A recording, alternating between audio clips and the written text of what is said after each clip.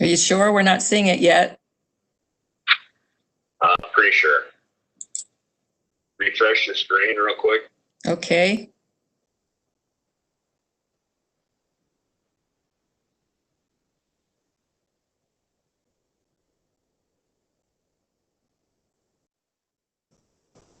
Are you sure we're not seeing it yet?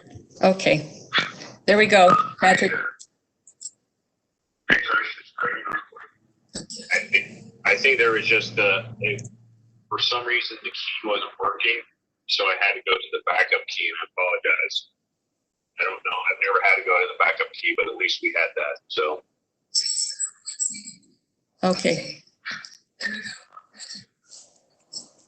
Okay, Patrick, go ahead and start us off again.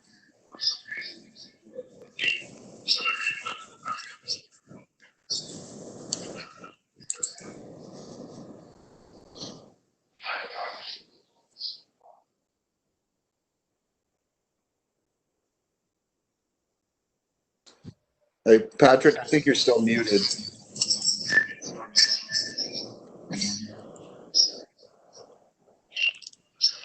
Okay.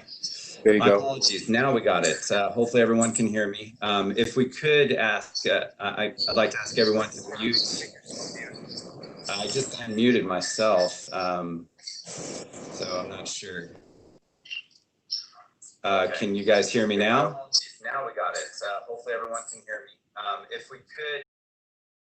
There was consensus revenue arrived, the consensus revenue estimates between the governor's office, the legislature, and the tax commission. You all should have the basic rate. Sorry to interrupt you, but it looks okay. We were having some issues with the YouTube channel, so the first part of what you were saying didn't go through the feed. Okay. Let me just confirm that with Jerry. Jerry, I think they may have missed the first portion. Are we okay now?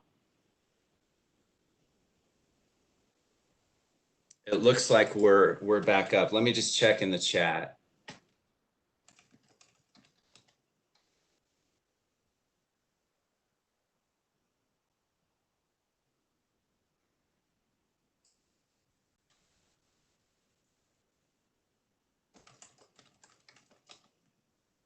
Okay, so yeah, folks are saying that they did miss the first part of your presentation. Sorry to have you start again. I guess the YouTube was spinning the wheel. So yeah, they did miss the first part of your presentation. All right. Can anyone, what was the first thing they heard, or maybe the last thing they heard? Because I'm not sure. Let me check with them.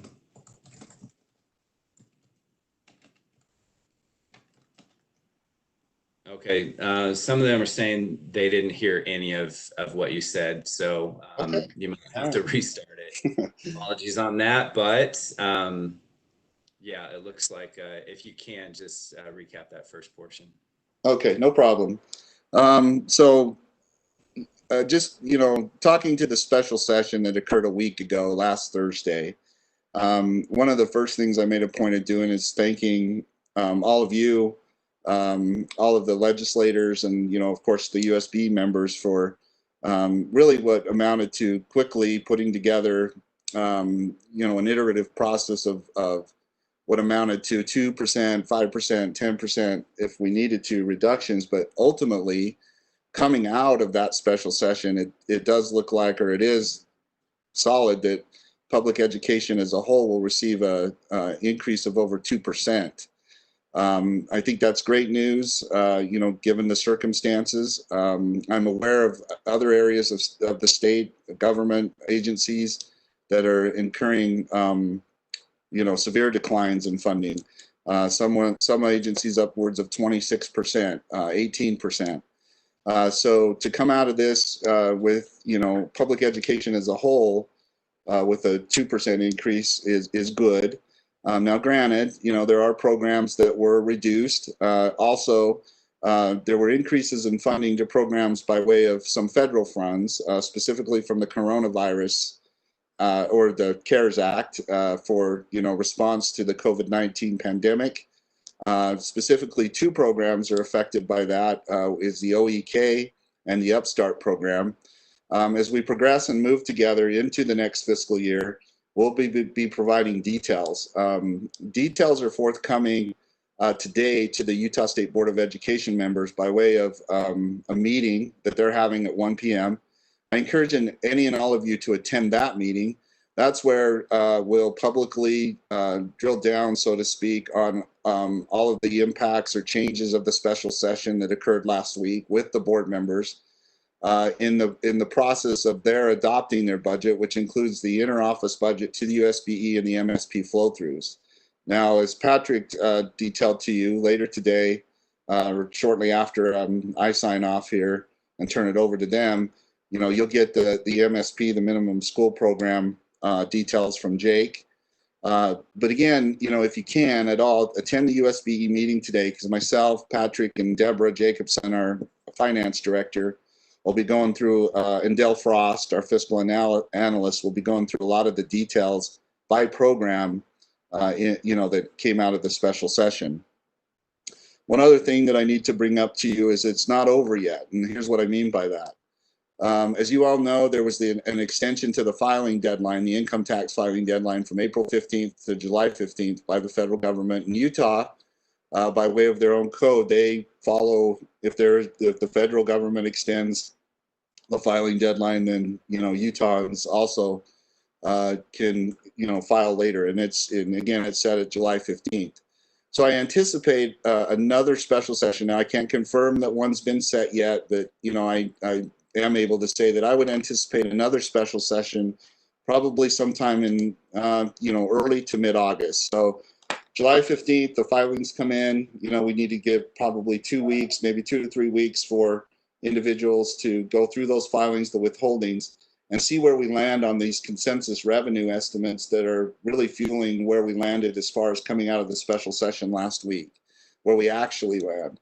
And being that, those are 2019 centric filings, right? I would anticipate, or, I'll be optimistic that, we may even see revenue above what the estimates are right now. But again, there's no actual confirmation right now. There is, again, talk that there will be a special session in August, but I don't have a date yet.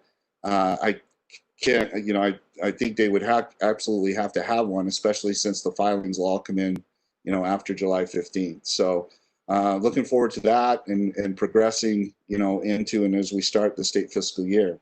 Also, parallel to this meeting or to this training, Superintendent Dixon is meeting with Utah State Superintendents Association to go over the minimum requirements for the school openings. I'm trying to make sure that I get any information that she sends out to the LEA heads, which includes both superintendents and charter school directors, on minimum requirements, so that you have visualization of, in parallel, situational awareness to where we're headed as far as or towards school openings, because I know there's a lot of questions out there on expenditures that'll be necessary to configure ourselves for success as we get the kids, students back into the classrooms, or if we have to adjust and along the three particular learning environments, traditional, blended, or online.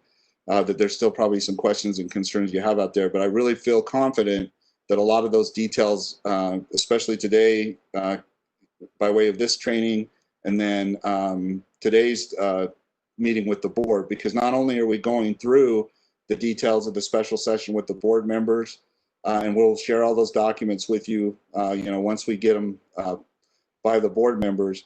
But then Superintendent Dixon and Chief of Staff Stanley are also going to talk about that minimum requirements document. That's an agenda item right after the state fiscal year 21 budget setting process by the board.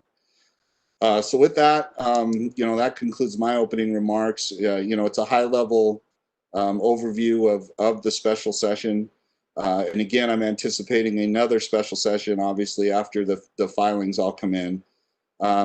Before I do turn it over, I'll take any questions or any concerns from the field that I can take to the board, or that you can ask me here. So, and Scott, yeah, go ahead. Just a few from the chat that I could read to you. One is 2% increase, except that administrative cost revenue was eliminated for small, mid-sized districts, 200,000 loss for many districts right there. Another charters saw that cut also, some lost over 250,000. Also mentioning the flexible allocation. So those are, I mean, Jake and I will discuss those in general, but if you want to respond as well. Yeah, yeah, let me be clear. I mean, you know, I did, or I was clear. Overall, it's a, you know, above a 2% increase to public education. But I did also acknowledge that, you know, there's areas or programs, so to speak, you know, some of the categoricals that were reduced as well. But I would anticipate that, you know, as we move together into the state fiscal year, and again, to my point about, you know, the next special session, or once the filings come in, that the legislature and us, the Utah State Board of Education, will address those shortfalls or those reductions, if you will, together. So, you know, please look forward to that. So don't get me wrong, I do acknowledge that, that there's particular areas that we suffered in, so to speak, but overall, you know, public education did increase. Let's look forward to, you know, the next special session with that. So go ahead, Patrick, let me know what else is out. Another question is regarding budget due dates. I think there might be two aspects on that we could discuss with everyone. One is the legislature did not change the original due dates, the June 30th, and then of course upload to UPEFs after. One aspect of it, Scott, that we might want to address is if there is another special session, depending on the changes that occur there, is, you know, maybe having to rework budgets again there. So I imagine we would just need another budget submission depending on what happens, but maybe you can speak to that. Sure. Before I left for active duty, there was a lot of discussion or some guidance that was put out that, you know, to go ahead and you know, that one special session, there was the, gosh, and I can't remember the legislative term for it, but basically guidance to go ahead and set a base budget, if you will, based on the 2020 levels, so that the deadline, because absolutely, you know, we acknowledge, and you're right, you know, there were no changes to the deadlines, even the, you know, tax certification deadlines. We did request them, but, you know, they didn't happen. So the guidance was to go ahead and try to set at least a base budget. So as we move together and progress together to the special session that occurred last week, and coming out of that with these details that we're going to provide you today, that we're going to provide our board, that you could amend that budget. So conceivably or conceptually, you met your, you know, your deadlines by, you know, at the local level, setting a budget. And then, yeah, you know, we acknowledge too that as we progress, and if they have a special session in August, there'll have to be amendments made. There, you know, even in the board meetings with particular rules, you know, that Angie Stallings, or Deputy Superintendent Stallings, works on, we, you know, we're very conscientious about the deadlines. I mean, we're under the same kind of deadlines and commitments that we have to make as well. So, you know, I would just, you know, not, or go back to the group and say, you know, did you follow the guidance and set at least an initial, you know, base budget, so that now it's just a matter of amending budgets as information and more details come out of these special sessions. So, you know, I understand, you know, the timelines on these, and, you know, turning things around and adjusting is challenging. I mean, we face similar challenges ourselves at this level. We honestly did try to provide that guidance, you know, so that you could set initial budgets, and then as we move together, we would adjust accordingly, you know, based on when and if special sessions occurred, and as more details came available to us by way of those particular events. Patrick, does that help? I believe so, yes. Just looking back at some of the comments, budget has to be approved by June 30th, uploaded to UPEFs by July 15th. I mean, yes, all of those are the same. You know, but going back to what Scott says, we'll work with you all, and there might need to be some amended budgets. Yeah. one question came up.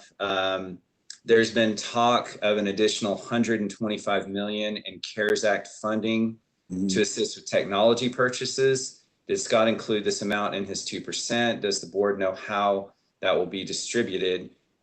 Scott, I'll make a comment on this. I think it might be in that item 85 that goes to DAS, but I'll let you speak to that. Yeah. So we've heard the same talk. You know, I can't remember if I mentioned this in my first iteration, which nobody heard, or I brought this up in my second iteration, but specifically OEK and Upstart received the Coronavirus Act funding, $5 million to OEK and $4 million to Upstart, right? So that's that money that came through the DAS channels that Patrick can drill down on. You know, we'll likely do so with our board even more today in the later meeting. But then you have the ESSER funding, right, from the CARES Act that we're going to go through with you. It's a 90% and 10% aspect. And then you have the GEARS funding from the governor's office. That are we going to cover the GEARS funding today, Patrick, with them, or just the ESSER? I was mostly going to focus on ESSER, but I was going to make a few comments and on GEAR funding. Yeah. Okay. You know, and same with our board. So yes, there's potentially more money, but the only money I'm aware of that was used for public education is specific to the two programs that I mentioned, and that's about $9 million.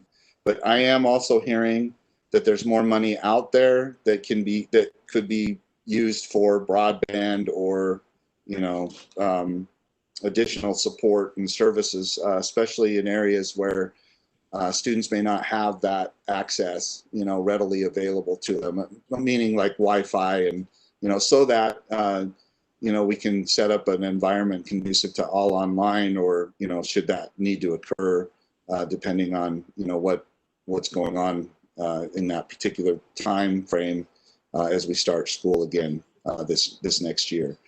Patrick, does that answer the question? Or because I defer to you as well. That's the $9 million is the only, you know, split between OEK is on that Coronavirus Act funding, but then there's the ESSER funding on it too. But yeah, I'm aware there's more money out there. So yeah, absolutely. I think that does. Haven't received other comments specifically related to that one. Another question that came up, kind of as general, and Jake and I will address this somewhat, but the question is, but why the certain cuts, for example, administrative costs that become specific to just certain districts or LEAs?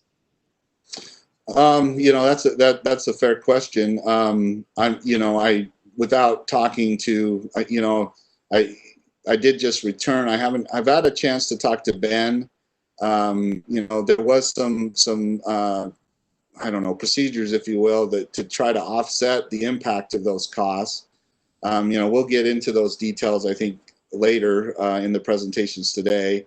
You know, the rhyme or the reason behind why those particular programs or, you know, areas were reduced. You know, I wasn't a part of any particular meetings or anything where those types of decisions were made in an absolute sense.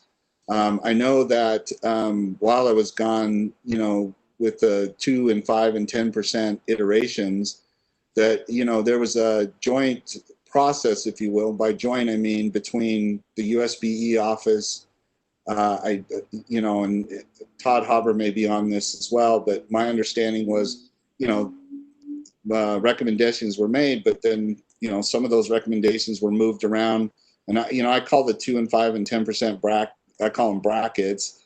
Others call them, you know, different names, but within those brackets, you know, particular programs were moved. So, you know, as an example, the BAs or, you know, superintendents might have put forward administrative costs as part of a 10% reduction, but then for whatever reason, it got moved into, you know, what ultimately became the 2% bracket. But again, overall, public education is going to see an increase, but I know that doesn't help with, you know, and again, I do acknowledge that, but I really do feel, and I'm optimistic about that as we progress into July with the filings, and that if they have a special session, that there'll be, you know, amendments to those programs or ways to and, you know, whether more federal money is used and things like that, I think that's just something that we're going to have to wait and see, you know, as part of a next special session. So, you know, I just don't have enough details on that yet. And I don't honestly know, you know, why things were moved around or why those particular programs were, you know, addressed or ended up being cut specifically. But I do anticipate that there'll be changes as we progress together into the state fiscal year, and ultimately with what we actually see from the filings on July 15th. So I hope that helps. Yeah, I think so. And later I'll give a bit of an overview of programs that were increased, programs that were held level, those that were reduced some, and then some where the funding was eliminated, either one time or ongoing. Jake will get even more specific into that as he overviews legislative estimates.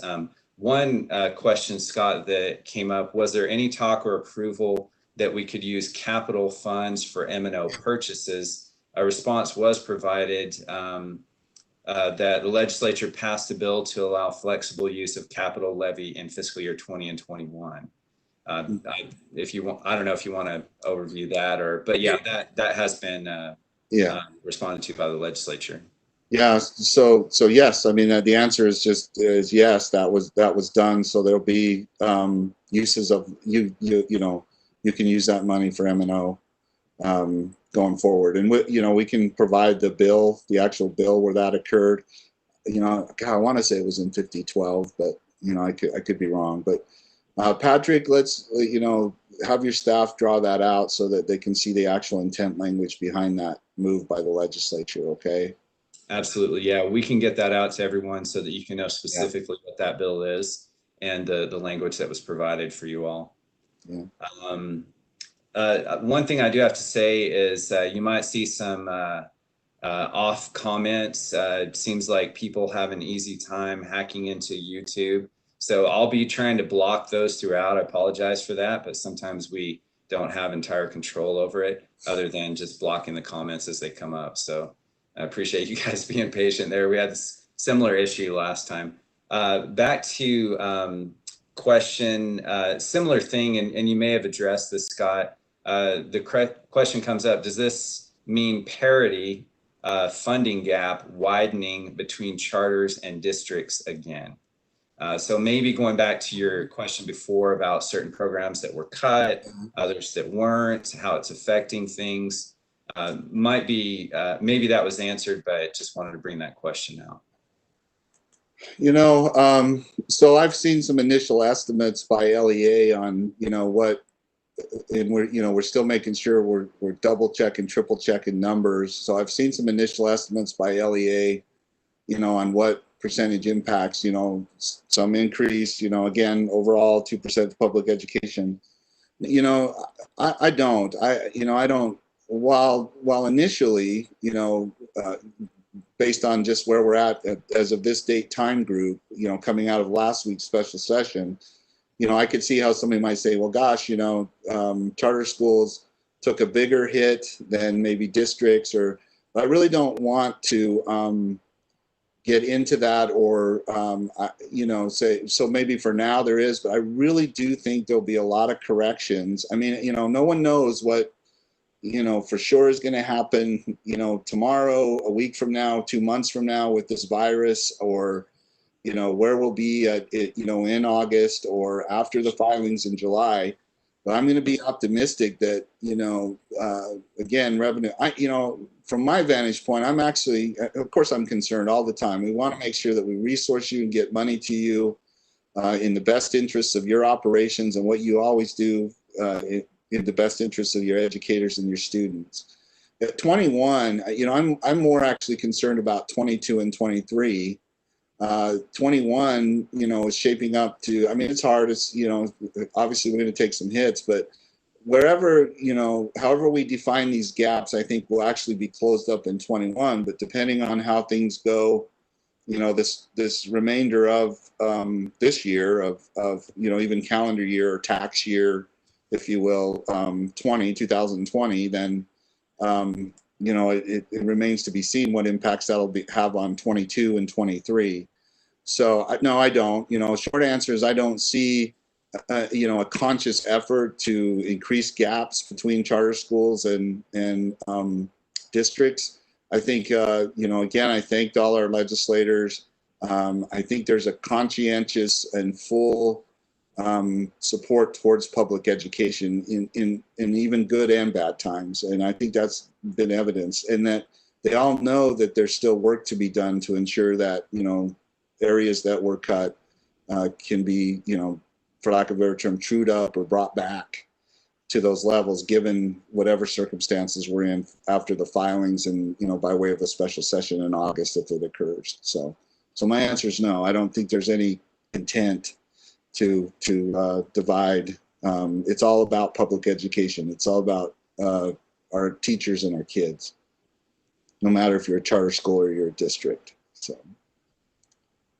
Thank you, Scott. There is a question that came up regarding 23 charters in one district not receiving CARES money. I will actually address that in my portion of the presentation, but simply put, every LEA will be getting a portion of the ESSER funding.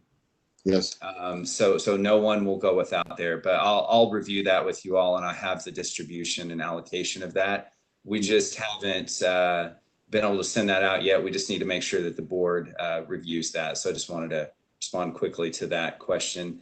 Looking for any other questions here before we have you wrap things up.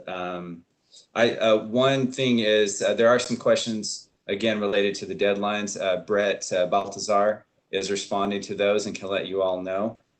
We'll give some reminders on that though, but in general, it's like Scott said, the legislature did not change those due dates, but if you do have an amended budget, you would want to meet again with your board to review that and then resubmit that to UPEFs.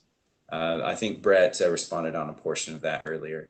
I think that's all of the questions that I'm seeing for now.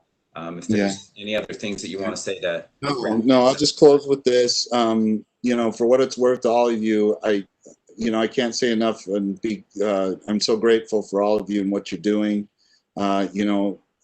Again, I do understand your concerns. We'll work together to try to address each and all of them.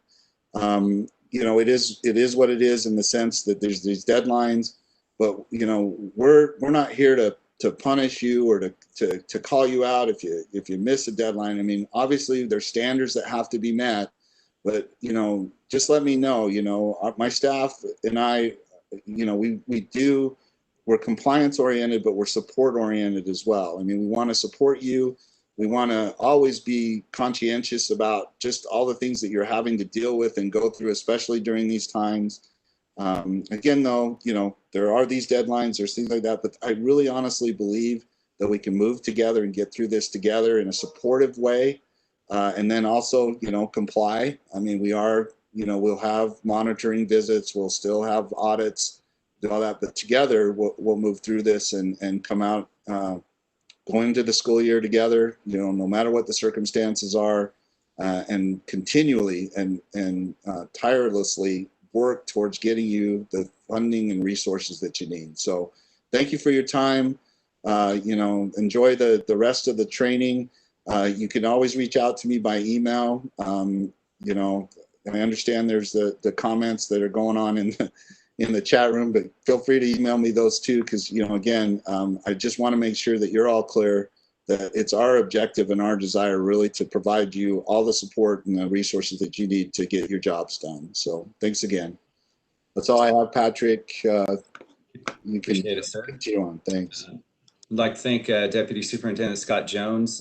He will have to exit for another meeting, but like he said, feel free to email questions to him or to us. We can continue to put questions in the chat, of course, and we'll be monitoring those and we can get some responses out to you guys if we're not able to get the full response today.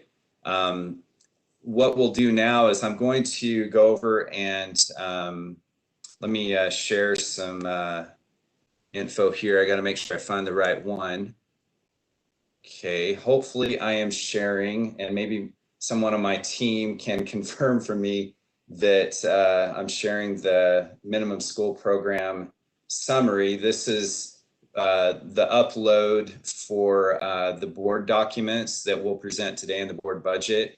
This is obviously all information that of what the legislature did during the special session, the changes that were made. We included in this document the 2020 budget so that there could be a comparison. I think during the time that I'm presenting, if I can ask Brett Baltazar to maybe monitor the questions, and any of those that come up, we can begin to respond to those. And then Jake will present after me, digging a bit further into the detail of the minimum school program.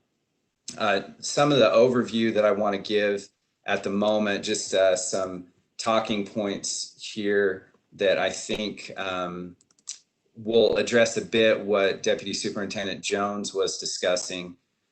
First and foremost, I don't want to get too far into this to steal Jake's thunder because he's going to dig a bit further, but there was a WPU increase of 1.8%. So the WPU value will move from 3,532, which it was in fiscal year 20, to 3,596 in fiscal year 21. Basically, what I would like to overview is going back to what we were discussing, that there are some areas that were reduced, but there were also some areas where the funding was increased. And I'd like to mention some of those. In all programs where funding was either eliminated one time or ongoing include the charter school administration, the MOST program, which I believe was formerly known as USTAR centers, the flexible allocation, and National Board Certified Teacher program. That's where the funding was eliminated, brought down to zero. Programs where funding was reduced, but not entirely eliminated, was teacher salary supplement, library books and electronic resources, and Beverly Taylor Sorensen. Now, then the host of the other related to basic programs where funding either remained level or the funding was increased. And I'm actually going to mention some of the ones where the funding was increased. Under related to basic programs include, among others, to and from pupil transportation, adult education, enhancement for accelerated students, concurrent enrollment, charter school local replacement was increased by $10,289,000. And then there are others. Another that was increased significantly was student health and counseling support program by 9.8 million. And so although there were those reductions, all in all, there, I believe, were 4 programs had funding that was reduced down to zero. And then there were, I believe, 3 programs where the funding just had a minor reduction. All the other related to basic programs either remain level with HB1 base that was passed in the session, or the funding was increased. Under the basic school program, there was the special education intensive services funding was eliminated. The administrative cost budget was reduced almost entirely. However, for example, there was $3,668,600 added for NES, which was in HB 5012. That represents a 10.67% increase. And then foreign exchange was reduced down to zero, but only during fiscal year 21. The funding will remain ongoing, and we'll come back for that. Likely we'll come back for that in fiscal year 22. As far as voted and board leeway program and school building program, the funding remained level in both of those programs, consistent with what was passed in HB1 during the legislative session. That's all I'm going to speak to that now. I'll now turn the time over to Jake Houtrow, our MSP program coordinator, who will discuss in some further detail some of the things that you're seeing in legislative estimates that we sent out. Jake? Yeah, thank you. Share your screen now. Yeah, thank you, Patrick. Hi, Jake Houtrow here, MSP Administrator. I'm going to share my screen.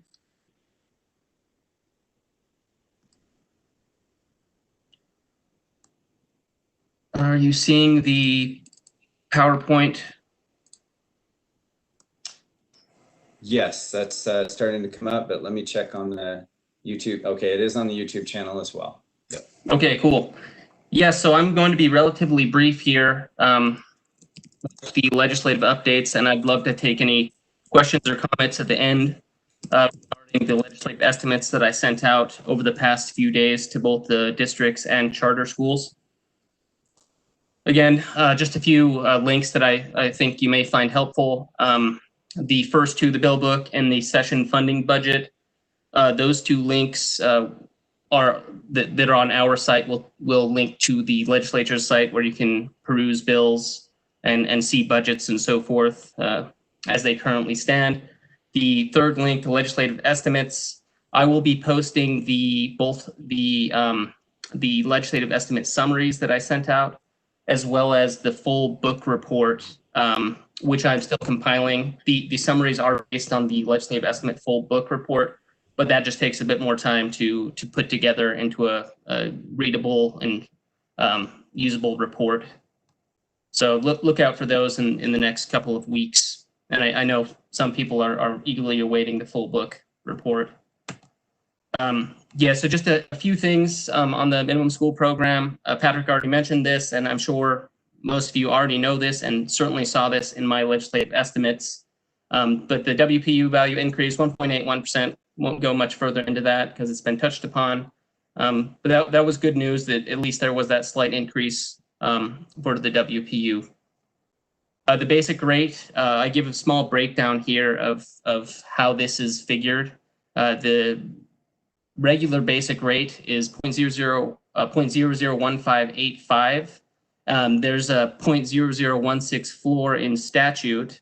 And so the difference between the floor and the regular basic rate, that goes to the local levy growth rate. And then there's the WPU value rate, which corresponds to the WPU value increase. And that's those last 0.000028 that rate that you see there. So the combined basic rate for fiscal year 21 is 0.001628. A lot of zeros in there. So yeah, look out for that. I use that rate to determine how much local levy funds to deduct from the kindergarten and grades 1 through 12 program for districts. They should all know that and be familiar with that process. The programs that I'm going to be discussing here, again, Patrick touched upon these a little bit, but these are the programs that have been eliminated, at least for fiscal year 21. Foreign exchange, special education intensive services, and I know there's been a lot of concern and questions on the administrative costs for both districts and charters. There's a split there. As far as the administrative costs go for districts, the legislature created a necessarily existent small school, I should clarify, a base distribution formula to somewhat offset the cuts to the administrative costs program. A lot of the admin costs in the old formula under that program did go to the smaller size districts. So that's why that base distribution funding formula was created. I give it here. The code is 53F-2-304, as amended by the HB 5012 that was passed in the special session last week. As you can see here, they've created kind of a threshold for determining additional WPUs. So there's been some talk that the threshold will be changed to a minimum of 500 students, or I should say 500 or fewer students will get 83 additional WPUs rather than the 56. So they may bring that floor up a little bit. Currently, I'm calculating this according to statute. But again, like I said, that statute may be amended. So and let me know, Patrick, if there are any questions. I'm not monitoring YouTube or anything. Either we can take them at the end of the presentation or now as we go through these. Some of the Jake, there is one question that came up. I was going to respond to it in the chat, but it's related to the local replacement formula.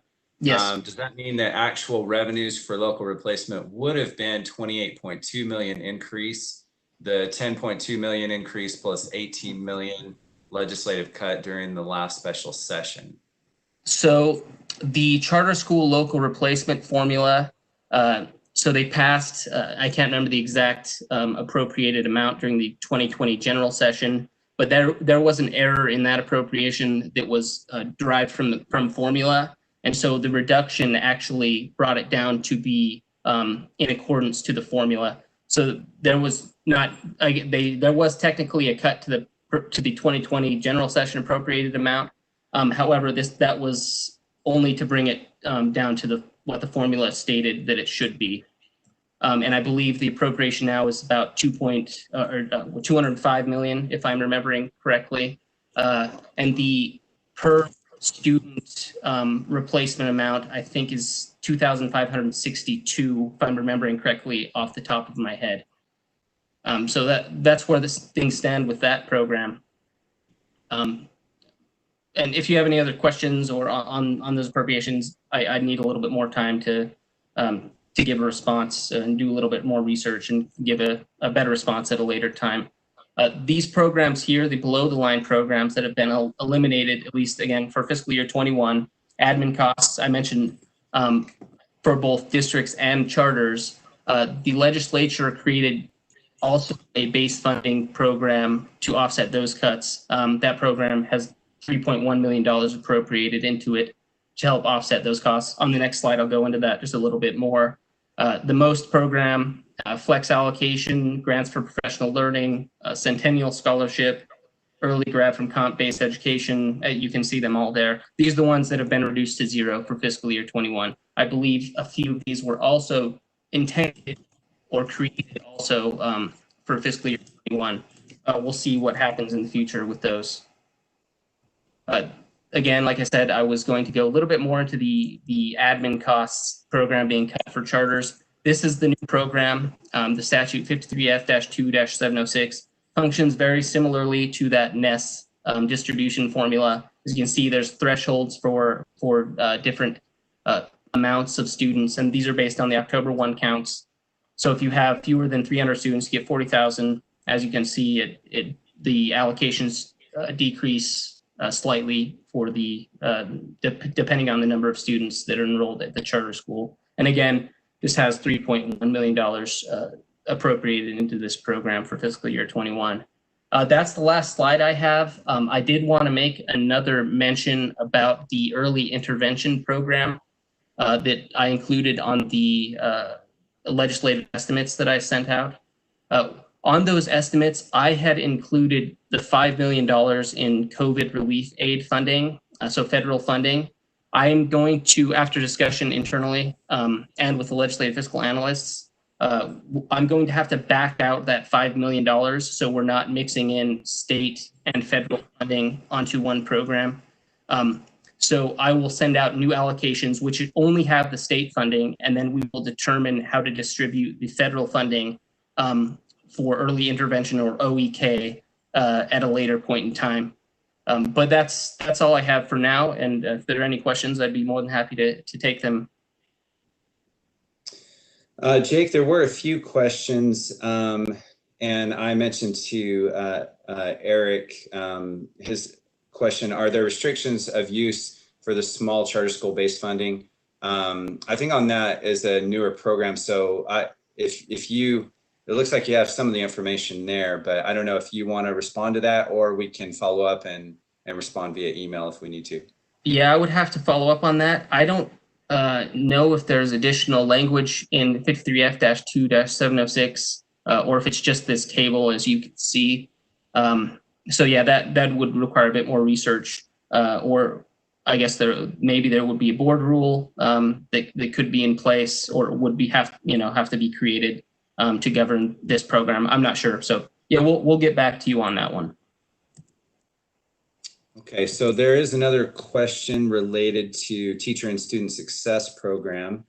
Let me make sure I get it. Any changes Yeah. to Teacher and Student Success Act funding? I believe You- it's an increase. I did the allocations over the last few days. Patrick, you should have that on your budget sheet, right? Yes. Can And you so verify on that?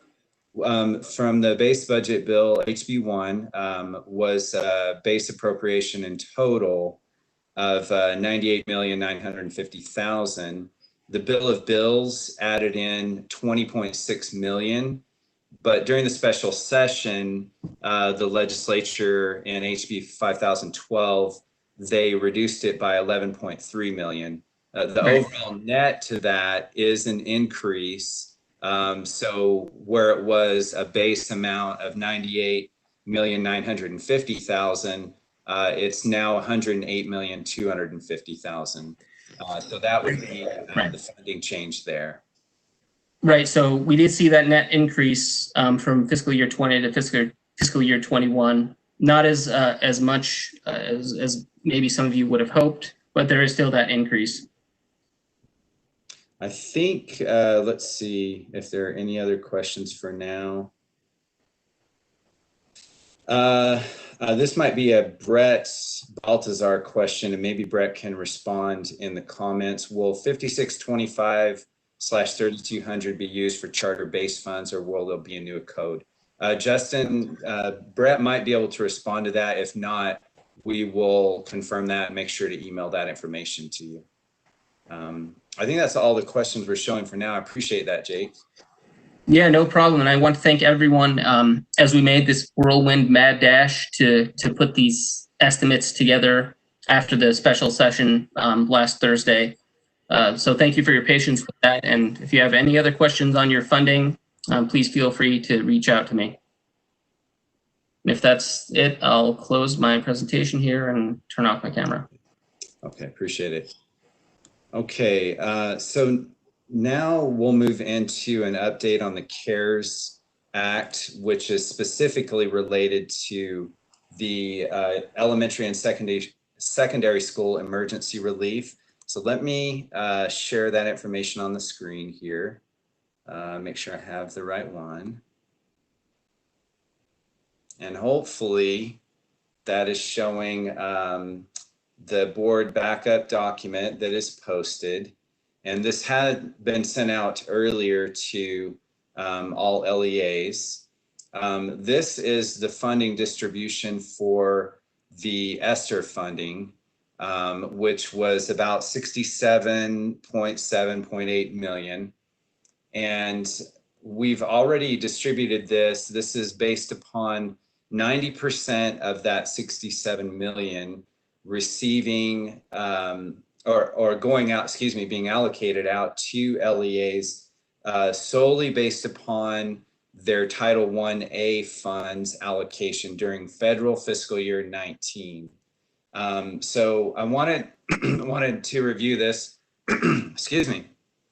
And we do have all of these allocations now in Utah grants. It should have gone out to everyone by now. I believe as of last week, there were about 40 of the districts and charters who had completed their applications. So if you've not yet been able to do that, not like you haven't been busy with budget and other things, but would recommend going into Utah grants to complete the application so that you can be able to receive or be allowed to submit for reimbursements on those funds.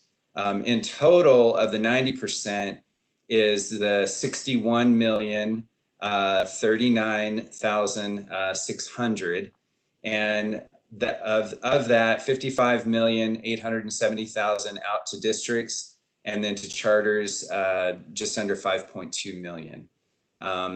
So now the question has come up as you, so if I scroll through this list, you'll see one of the districts and then several of the charters who did not receive Title 1A funding, or perhaps waived the funding if they did have access to it, and that happens for various reasons.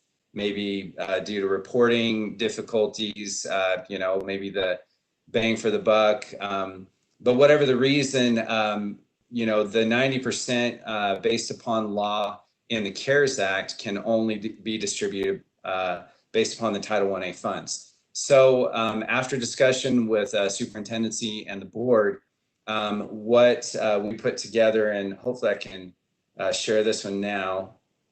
This sheet here is also included and being presented at the board budget meeting today. This is related to the 10% state education agency reserve amount, which I believe is about $6.7 million. So of that amount, what it was approved to do was to kind of create a floor or a base amount for all LEAs to ensure that every LEA is receiving a portion of the ESSER funds, regardless of having received the Title 1A funds or not. There will be some of this funding going out to each and every LEA. The floor for that is this $21,194. In instances where a district or charter had already received a portion of the Title 1A, for example, Tintic received $16,723. What we did is we used some of the SEA reserve money to bring them up to that floor amount so that they would receive in total at least the same funding amount as everyone else. And so we've done that down the line.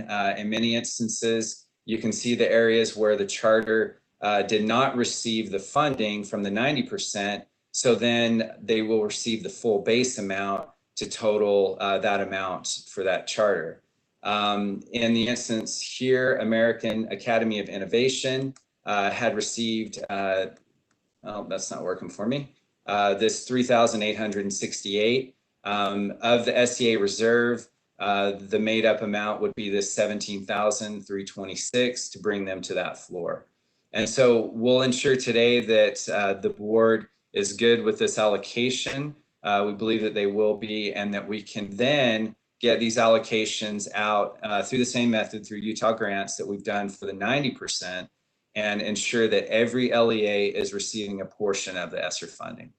Like Scott was saying, Deputy Superintendent Jones mentioned that we really want to help as much as possible in this situation to ensure that you have everything that you need, and it's bringing you to a funding level that will help you accomplish everything that you're trying to do. Now, I don't have the distribution on the GEAR funding, which is the Governor's Emergency Education Relief.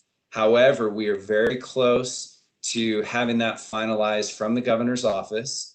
And as soon as we do, the allocations will be also done through Utah grants, and you all will be notified about the allocations of the 29 million in total from the GEAR Relief Fund, which is the governor's portion of the CARES Act.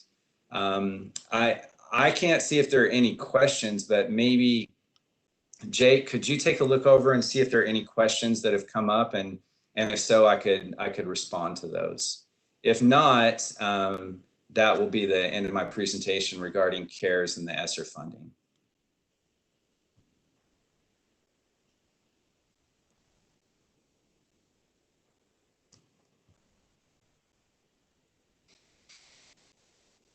Not hearing any questions at all from Jake. If there's not, then I think what we'll do is we'll be able to head into the next portion of our agenda.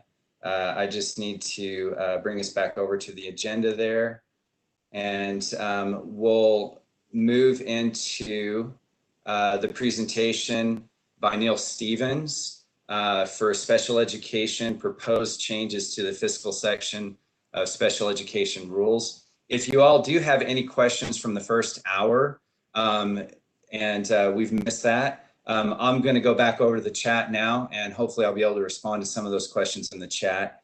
And feel free to keep asking questions as we're going through. So Neil, I'll stop sharing my screen now so that you can come over and share yours. and you can get started up with your presentation, sir.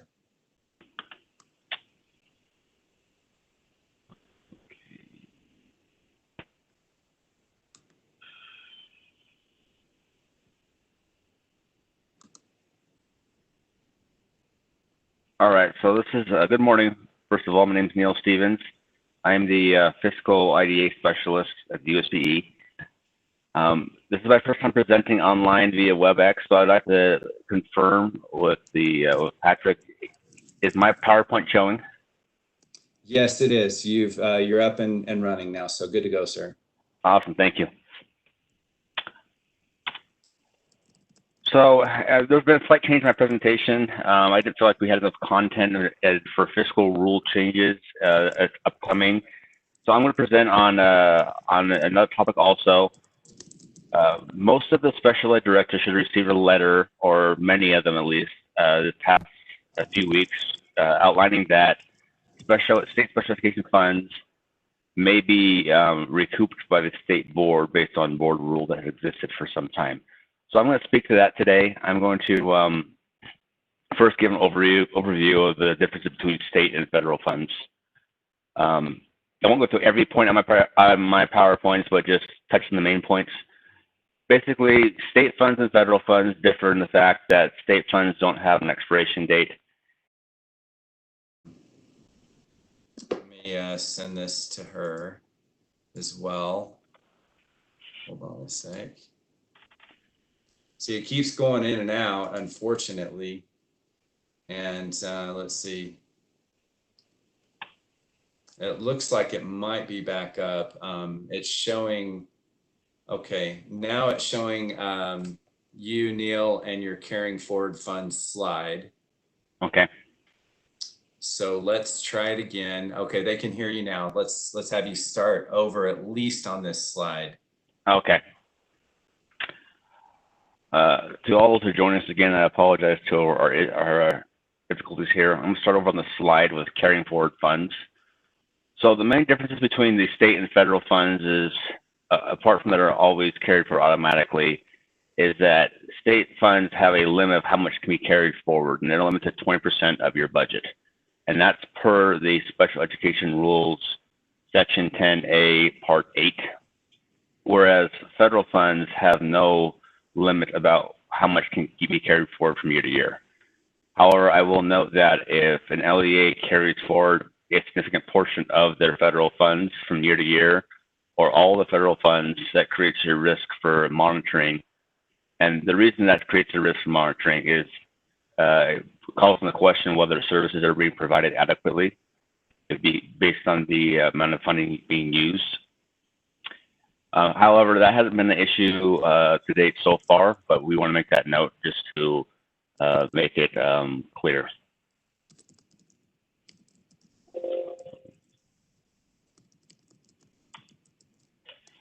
So on the state carry forward limitation on 20%, I want to provide some context. Your special ed director should have received a letter in the past few weeks here regarding your carry forward balances. If an LEA didn't have a carry forward balance, That is between the WebEx and the YouTube itself. yeah, we've had a fun time this past few months working remotely with internet connections.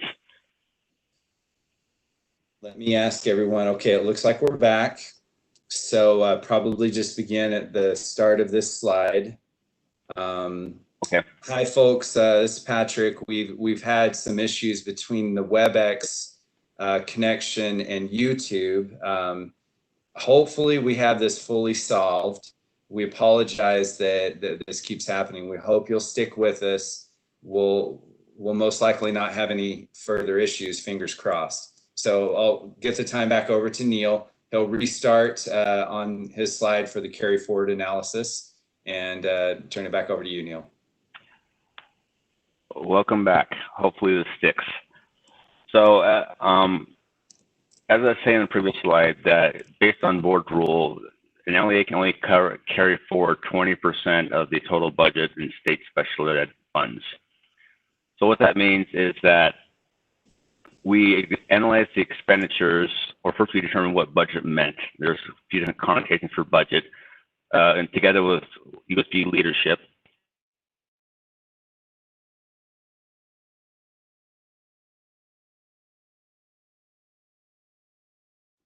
There we go. We decided that expenditures were equal to budget. So we looked at the total expenditures, local, state, and federal for the special ed program. We then looked at the carried forward balances.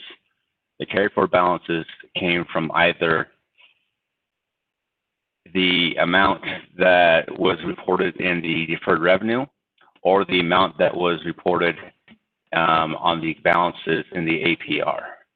And so though we then divided those carried forward balances by the amount of expenditures, come up with a ratio of 20% or less. So if you balances were below 20%, then you no longer had funding that was at risk for being recouped by the state board. If balances were exceeding 20%, then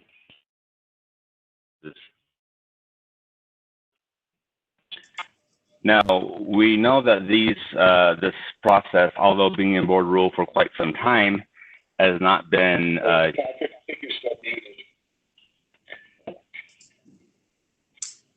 although sorry. Okay. Now we got it. Hopefully everyone can hear me. If we could, I'd like everyone to mute. I just muted myself.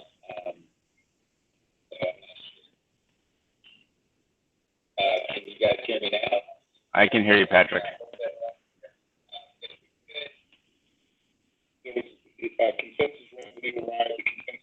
I don't know if someone has not muted their screen or not. I'm not sure who that is, Neil. No, that's me. Hold on a second here. Something happened with my YouTube. Okay. Hold on there. Okay. That should fix it. That's weird. YouTube started playing the stream over for me. Okay, we're back again. Okay. Interruption there, folks. Backing up here, what I was explaining is that Neil? Yes. Sorry. What you might want to do is turn off your video, and that might help a little bit. We all want to see your handsome face and amazing beard, but sometimes it seems to have helped. Yeah. And then maybe that'll free up some of the bandwidth for you there, and that should be okay. Okay. So although the carry forward rule has existed in board rule for some time, the USB has not enforced it. And this will be the first time that we are enforcing it, to my knowledge. So we created a time frame in which we would provide LEA's notice of the intent to enforce this rule for them with the amounts and plans of how it would go forward. So the timeline to enforce this rule or to abide by this going forward is the following. So on June 8th, we sent out letters to LEAs indicating to each LEA how much money they had at risk for being recouped by the USBE and the time frame in which they must spend that money. So LEAs are required to send in a spend down plan by August 1st. Then by June 30th, 2021, so by end of next fiscal year, LEAs must have spent that money that they had indicated they were going to spend in their spend down plan. On December 30th, 2021, we will be analyzing the carry forward balances for fiscal 21. At that time, any balances exceeding 20% will then be recovered by the USBE. So on January 15th, 2022, we will send a letter to LEAs notifying them of balances. And then by March 31st, this should read March 31st, 2022, excess balances are due back to USBE. And so that is the plan for how we are going to enforce this board rule regarding the carry forward balances for state special education funds. Patrick, I probably want to pause here and take any questions they have for the next part of the presentation, kind of moves away from this topic. Okay, let me see if I can bring up any of the questions here. Give me just one sec. Okay. All right, so one question, why is the term budget determined to be expenditures and not amount generated by the formulas? I'm wondering if that is related to your presentation or earlier. With my presentation. So let me, Maybe both, but yeah, if you're able to respond on that one. yeah, so but here we talked about how budget is determined to be all special education expenditures. So when analyzing how much money is carried forward from year to year, we, USB leadership and myself and the special education department looked at all the information that goes into this, all the revenue that goes into this, and we determined it would be improper to look at all revenues received because we're trying to analyze how much of this is being carried forward from year to year. So if we're including all revenues, even unspent revenues in the term budget, then we'll be including revenues unspent in the budget and in the denominator and the numerator of this calculation. So we determined that it's most appropriate to use all expenditures rather than all revenues in the calculation of the carried forward analysis. Okay, the next question, Neil, is why does this need to be solved in a single fiscal year? These carry forward amounts didn't accrue in a single year. Why must it be solved in a single year? It must be, it's board leadership, so the USB leadership itself, meaning up into the superintendents and board members also feel that the amount of excess funds or amount of leftover special education revenue carried forward year to year is so great that we need to address it sooner rather than later. If I don't have in front of me the total numbers by LEA, but there's right around $55 million as of fiscal 19 of carried forward funds in state special education. And so the board members felt Okay. their plan to spend it as soon as possible. You're cutting out a bit there, Neil. Okay. Yeah, still cutting out. Let me try one Can more. hear you now. Can you hear me now? Uh-huh. Okay. So I'm not sure what was heard, but I'll start over. Board members and the USB leadership feel strongly that this rule has been in place for quite some time. And although USB has not enforced this rule, we want to begin enforcing it. And we're going to begin enforcing it over a 1.5 year time frame. I understand that it's only going to, you have a fiscal year to become compliant with this rule, but this was a decision at the level of board leadership because they felt that the amount of money that is not being spent by LEAs is significant and needs to be utilized for its intended purposes. Okay. The next question is, if we didn't get a letter, we should be okay, correct? That is correct. Letters only went out to LEAs who had carried forward balances exceeding 20% as of 6/30 of 2019. Okay, next question. Will spend down plans be exempt from MOE calculations? What's the purpose of the plans?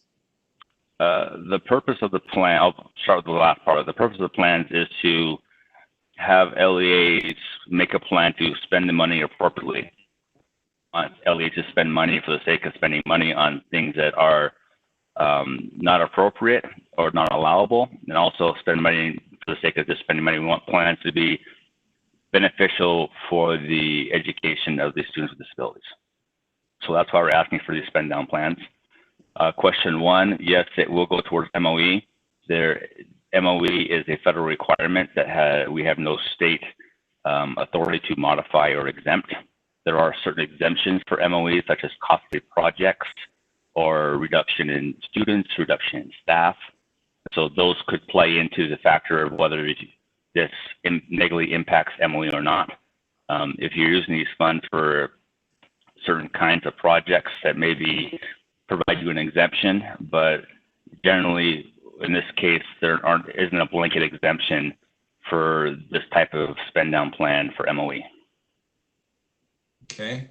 Let's see. Next question, did the letters go to the special education directors and BAs, business administrators? No, we only send it to special education directors at the decision of USB leadership. We want to be one single point of communication with the LEAs. Okay. Another question is related to the significant administrative burdens that this may cause with the change in the proposed change in the special education funding rule. If you've had any discussions on that, maybe you could speak to that. We haven't had any substantive discussions on the change to special education funding at this moment. Only change to the funding amounts that I am aware of personally is the elimination of the intensive services program for fiscal 21. Okay, and maybe one thing I could say to the business administrators is if it does seem that this will cause that type of burden, if you can communicate that to Neil, to me, and our team so that we could discuss that and also communicate that to the board so that they can be aware of that situation. Next question, let's see. In a single year, any recovery will hit the P&L of a school, resulting in a debt covenant violation. Has Treasurer Damshin been briefed? I am not personally aware that Treasurer Damshin has been briefed, but I would anticipate, based on the actions that this would generate, that the board or at least USP leadership has had some discussion with Treasurer Damshin about this potential. I will add that special education funds are restricted in nature and cannot be used for general purposes of the LEA. And any debt covenants that include special education funds for that purpose, other than direct services to special education students, would be improper. Yeah, and I think that is part of the issue that has come up from the legislative standpoint. And Neil, you can speak to this perhaps a little better than me, but part of that is the reason why the legislature has pushed the board on this issue a little bit. Yes, there has been situations where bond or debt covenants have been backed by the reserves of special education funds. And it's been my impression in conversations with Deputy Superintendent Scott Jones that was improper and that restricted funds should not be used in those calculations because they are restricted in nature and cannot be used to satisfy the general obligation purposes of these bonds. Okay, there are several more questions. I am not sure if we're going to be able to address all of these questions right now. I think what we might have to do is I'm going to copy these questions over and our team is going to respond to all of these questions out to all of you business administrators. I think that's probably going to be the best route.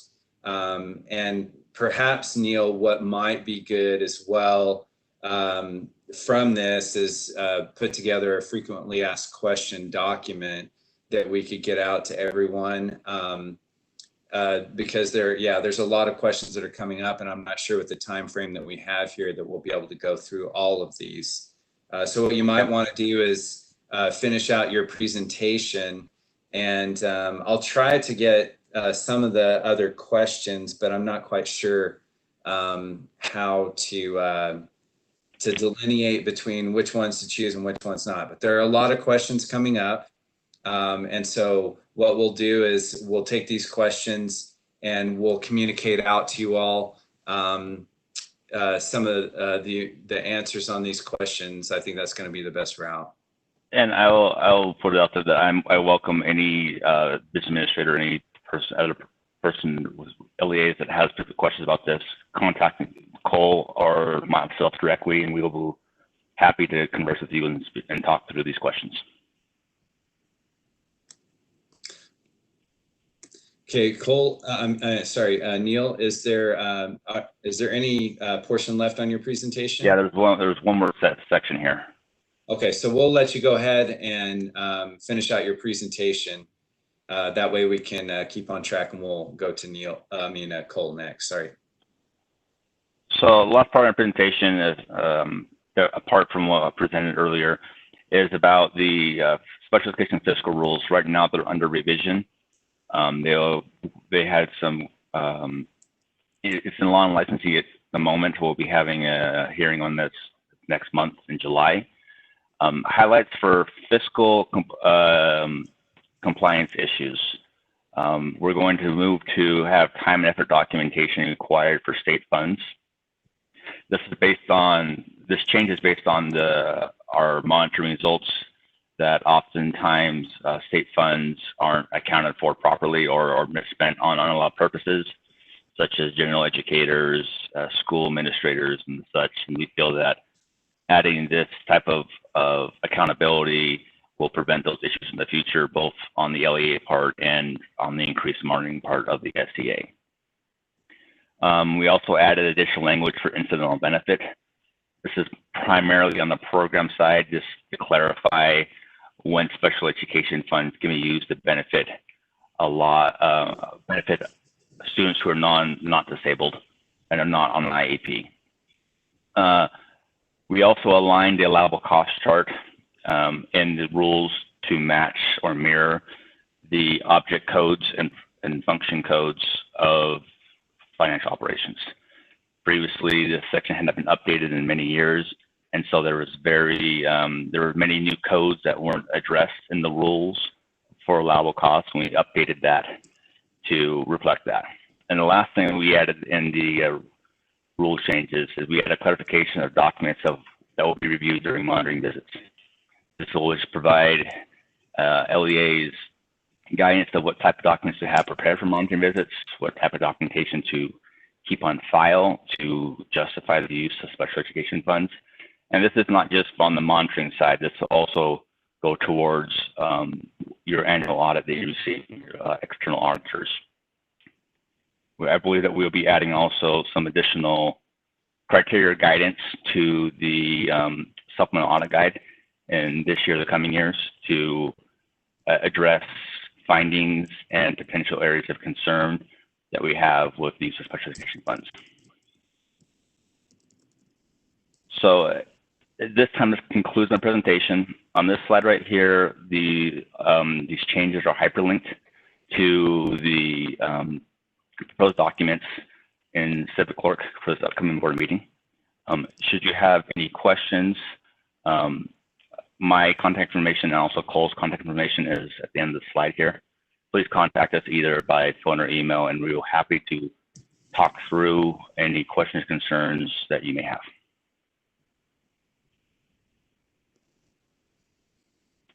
Okay, Neil, appreciate that. So what I've put, because we have so many questions that have come up, so many concerns that have been expressed with this change, what we plan to do, we'll share these questions and your concerns and address those via email. I will make sure as well that Deputy Superintendent Scott Jones is aware of these as we move forward. So these concerns and questions can be addressed. As Neil mentioned, you're welcome to email some of these or all of your questions specifically to them, but we will get an email out to you all that are addressing these areas. We just don't have the time right now to be able to go through and address every single concern that's popping up in the chat. What we will do is head over to Cole Shakespeare and his presentation now. And then once he's done, we'll take about a 5 to 10 minute break. Good morning, everybody. I will go ahead and not share my video. Hopefully that makes it so you can see it. Can you see my PowerPoint?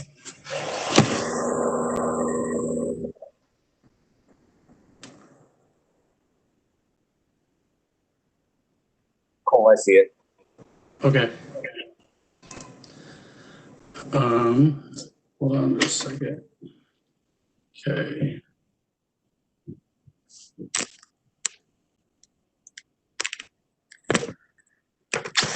Okay, so I know the agenda said this was a proposed rule change.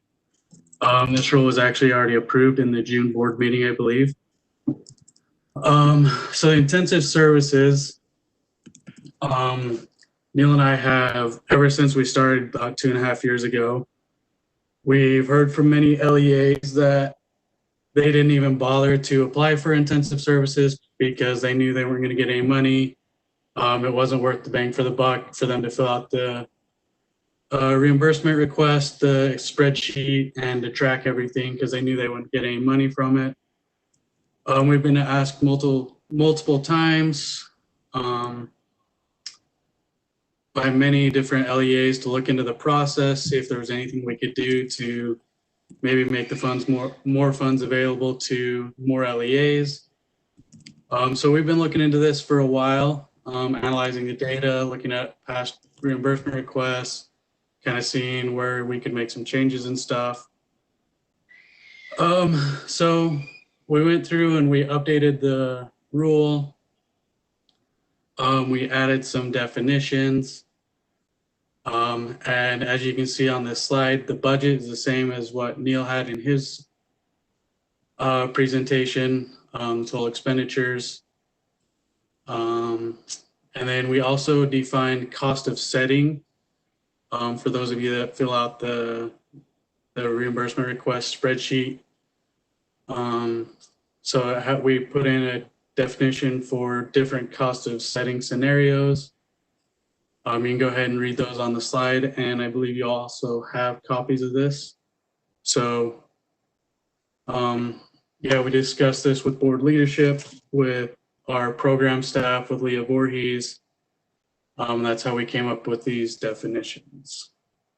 We did not alter the distribution formula, so it's still going to be distributed the same to the highest cost students and the highest impacted LEAs. And also, I don't know if you guys were aware or not, but the part of Neil's presentation, the money that is pulled back that exceeds the 20% carry forward, that money will go straight into the intensive services fund for the next fiscal year. So any of that excess funds that are pulled back will go into intensive services. The next change that we have is that if an LEA, if their carry forward fund exceeds 20%, then that LEA may not submit an application for intensive services reimbursement in that fiscal year. And then, so probably the biggest thing is we'll be making some changes on the spreadsheet. So we noticed that after analyzing the data over a couple of years, that there was a wide range of costs submitted for the same category for like OT, PT, that kind of thing. And so we determined that in order to kind of make it more equitable and maybe get the money to go further, that we are going to maintain and publish a list of the costs that are eligible, so each of those categories on the spreadsheet, and we will provide a rate of reimbursement for those, so everybody would get the same amount for that service that was provided, rather than have a wide range that would be reimbursed depending on the LEA. And we also determined that we will not include the cost of setting in the reimbursement calculation. We realize that this kind of gives an unfair advantage to those kids that are in a special school. Gives them a big increase in their costs already, gives them a head start before considering other costs.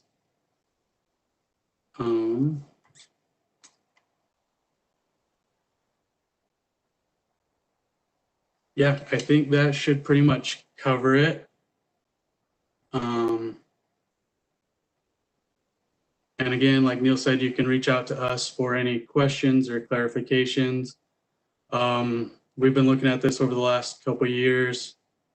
Lots of people had input into it. So we're hoping that this will make it so that that more LEAs can have access to these funds, and that they will apply for it now and be able to get some money to help out.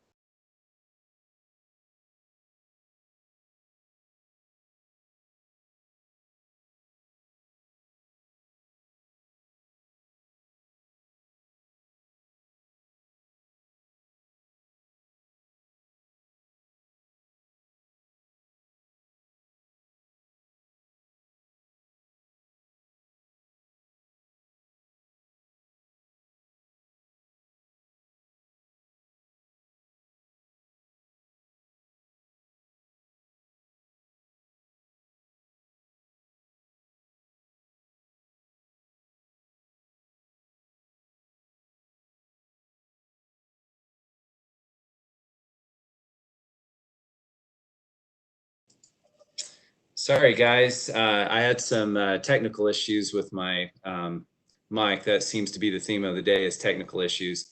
But Cole, we appreciate your presentation. There were a couple of questions. The first question was related to the funding for intensive services, and that was cut this year. And I can probably respond on that just real quickly. Yes, that's accurate. The funding for that program was zeroed out by the legislature. I guess in a sense, there was a corresponding overall increase to the special ed add-on. But the other question related to it is, so then there won't be any intensive services to apply for, and those expenditures would just be absorbed into the increased funding. Cole, I don't know if you want to respond on that or not. Yeah, that's the first I heard, that the funding was cut. I'm sure we'll address that with a future memo. But also, like I said, the pullback funds that are pulled back will go to intensive services, the intensive services fund. So there may still be some money based on how much money gets pulled back. Hey, Patrick and Cole, it's Neil. Okay. There still is federal funding available for intensive services. That's not been cut. So there's about 1.2 million available for intensive services from federal IDA funds. Okay. So yeah, and I was just responding just related to the state portion, but yeah, I appreciate that clarification, Neil. So there will be some communications going out regarding that from Neil and Cole that can clarify on that issue and how you'll work within this context of what's happened within the minimum school program changes. We'll also, once the budgets get finalized by the board and everything, we'll send out an email probably to all the BAs and special ed directors, letting them know of their allocations for MSP funds and all that kind of stuff. I think Jacob's already done that, but we'll do that as well just for special ed funds. Okay, I'm not seeing any other questions at the moment. So I think we'll wrap things up for now. Again, we will respond back to your questions in the chat related to Neil's presentation and the rule change or proposed rule change. So that we can get your feedback there and make sure that you're all of your concerns are being heard in that regard. So back to our our agenda. So we'll take a break. Let's take a break for, it's 9:52. We'll start back at 10 a.m. With child nutrition programs update, and we'll continue our program from there. So we'll take just about just under a 10-minute break. We'll see you in just a few.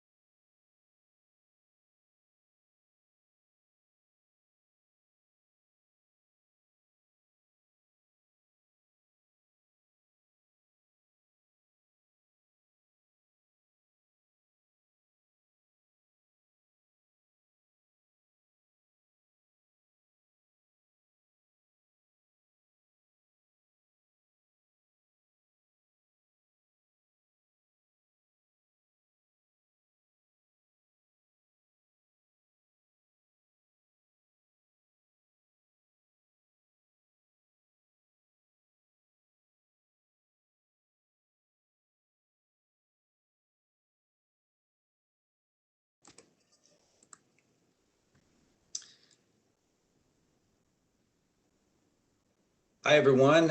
Just want to make sure that we're back up and operational, and our YouTube video is going before we try and get things going to the next step on our program.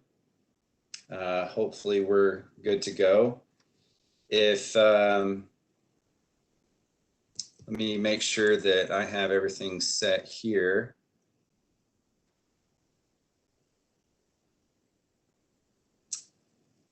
Okay, it looks like there's a little bit of a delay, but Kathleen, if you and your team are ready to go for your presentation, we can let you start sharing your screen, and we should be good to go for the next part.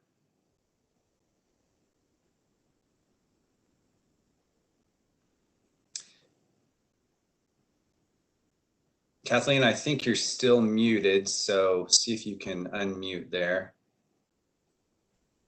Can't hear you yet. Okay, there we go. Okay, now we got you. Now, Sounds okay, good. We'll turn the time over to you. okay. Thank you, everybody, for joining us today. And I would like to just first start out with having a big shout out of thank you for supporting all of the child nutrition program operations and staff during this time and making sure that children receive nutritious meals at the soft school closure.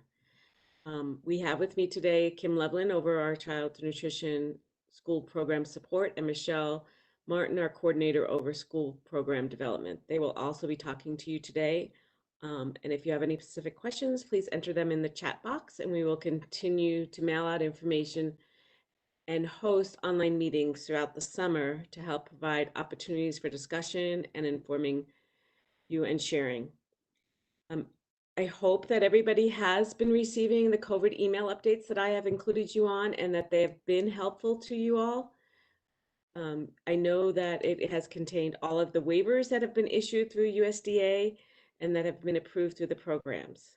Please note all these waivers expire the end of August, and we have been working with USDA to get an extension on certain waivers.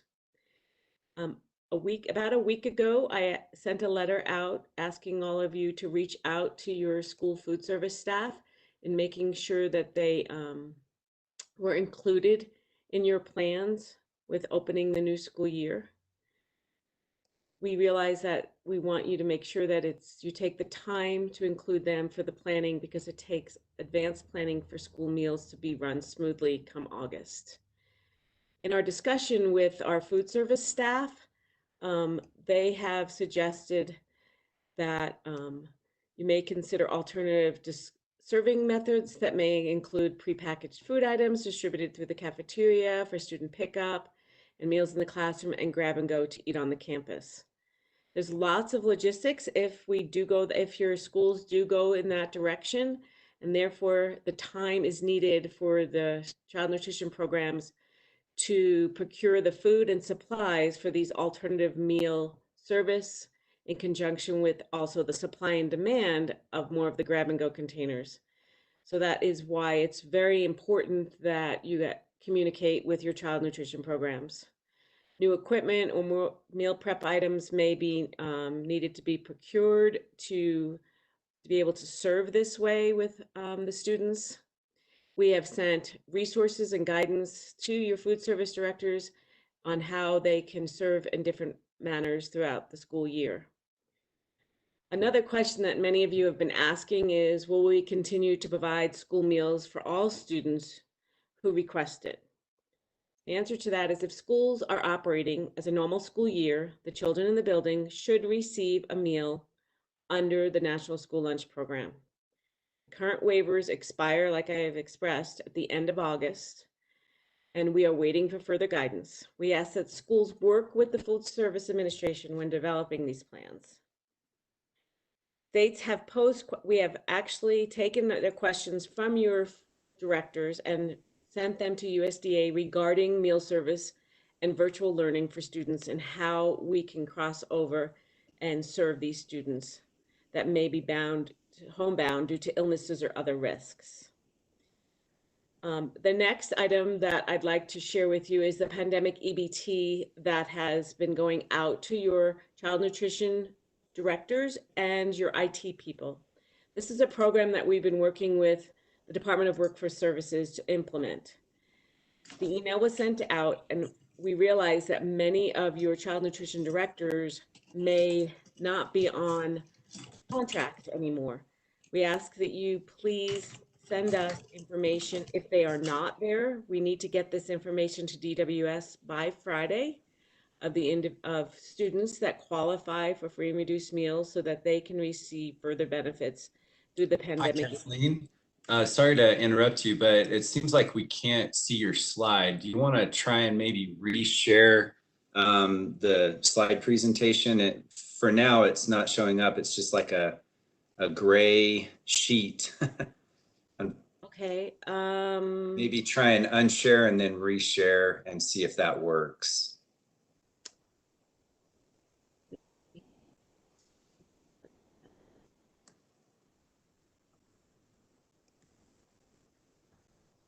Sharing.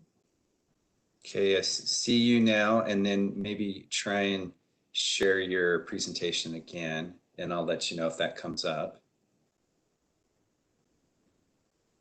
Okay, so it's saying starting to share content. Let's see if it comes up over on the YouTube.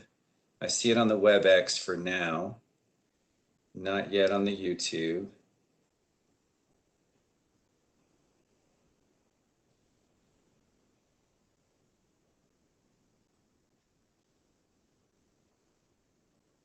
Is it showing now? Okay, now it's showing up, yes. Okay.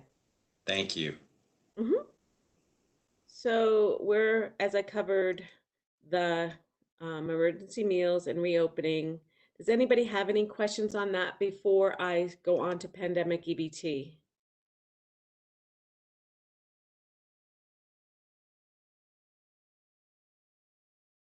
Sorry, Kathleen. I don't see any questions for the moment, but we're good on your PowerPoint, so I'll let you know if there's any questions coming up. Okay, thank you. Mhm. Okay, the pandemic EBT, as I was stating, it's a program that we're working with the Department of Social Services. It is also part of the CARES Act. It's to provide benefits for our free and reduced students for the time that they were not in school. So we have sent the email to your child nutrition program staff on Monday and a move it on Tuesday. And we are asking for the free and reduced price eligibility contact. We sent it to the contact that was listed in CMP Web. Those individuals do not work during the summer because we have gotten many emails back that said that they are on not contracted hours anymore. We ask that you please send us who else we can get this information from. The information needs to be passed on to DWS to be able to get these benefits to these students. We will be sending more information out and doing some outreach with DWS on what this program is all about. I am going to pass it over now to Michelle Martin, and she will fill you in on the program development unless anybody has any questions.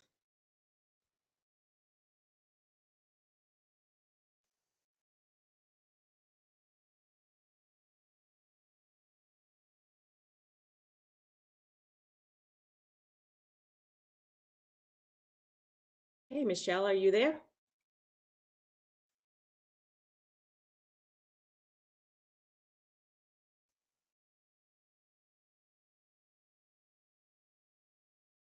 Can you hear me? We can hear you now. Excellent. Good morning, everybody. I am going to be sharing with you a new law that was enacted with the last general session. You might have heard about House Bill 222, which enacted the Start Smart Utah program, expanding breakfast in our state in conjunction with the National School Lunch Program. So there are two requirements that you need to be aware of with this law. If your schools participate in the National School Lunch Program, they will be required to start a school breakfast program next year. An important thing to remember about that announcement, this law, we are doing it on a rolling basis for the school year. So we don't expect you to start your breakfast program immediately. We understand under the circumstances, there are a number of complexities that come with starting a school breakfast program in conjunction with your lunch programs. So the expectation to meet this requirement in the law would be to start a breakfast program by May of 2021. So that's part one. And then the second part of this law is that depending on the percentage of free and reduced students, you have participating in your programs, you will need to implement an alternative breakfast service model. An alternative breakfast service model means a method of serving breakfast to students after your instructional day begins. So essentially it's breakfast after the bell. And that's also being enacted at different percentages. So if your 70% of your students qualify for free or reduced lunch, you will need to begin using an alternate breakfast service model in the school year 2021, so this coming year. And then in 2021, 2022, 50%, if you have 50% or more of your students qualifying for free or reduced lunch, you'll need to implement. And then the third year associated with this is school year 22-23. And if you have 30% or more free or reduced population, you will need to enact an alternative breakfast service model. There have been questions about whether or not a waiver from this requirement is possible. The waiver process is with the board and should be approved by September.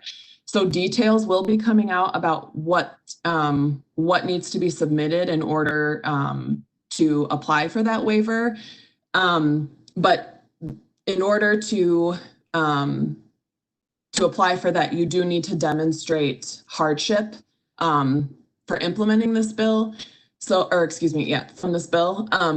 So again, like I said, there will be details coming out about what that waiver process looks like. And then in order to actually implement a breakfast program, we did receive some grant funds. So we are putting together a website and several resources to support your food service directors and of course administration through this process. We've got funding opportunities to help jumpstart those programs through small grants. We also have an equipment grant every year that comes down from FNS and USDA. So that will be available to you. Something else to remember too is that when you're receiving reimbursement for these programs, sometimes people think that you're only receiving reimbursement for your free and reduced students, and that's not true. You receive meal reimbursement for every single meal that you serve. So the reimbursement that you'll be receiving for breakfast is intended to cover the cost of that program. So within your child nutrition, you can use your lunch funds and your breakfast funds together in order to support those programs. So if you've got questions about that at this point, you're welcome to contact myself or Kathleen, and we'll make sure that we get you the answers that you need. I am trying to see if there's anything else. Oh, another thing too that you may or may not be familiar with, you do receive food distribution funds or USDA food dollars if you are participating in the National School Lunch Program. So we would encourage you to also work with your food service directors to make sure that they're utilizing those funds, the additional reimbursement, it's also called entitlement, to purchase and order foods that would help them implement those breakfast programs, but it would help defer some of the food costs. Does anybody have any questions about breakfast programs and Start Smart Utah? There is a question, but I think it's more related back to Kathleen's presentation that I didn't get to yet. Okay. Is that okay? Yeah, absolutely. Okay, let me, so I'll just read this question. Kathleen, because of the plummet in the total number of lunches served from March through May, our revenue for child nutrition program also dropped. Do you see huge drops in funding as schools start again in the fall? So the funding is related to the meals served. So if you don't have the meals, then yes, the funding will decrease. We upped the amount of liquor tax per meal to help defer some of that so that it wasn't all distributed at the end of the year.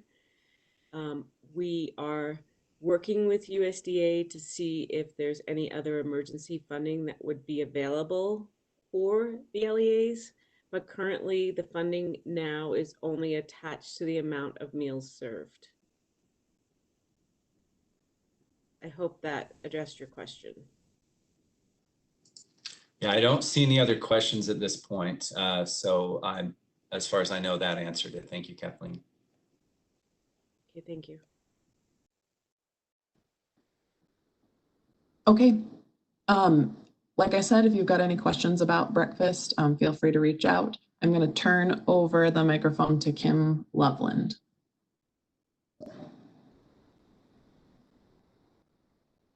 Good morning, everyone. Can you hear me okay? Yes, good to go. Perfect, thank you.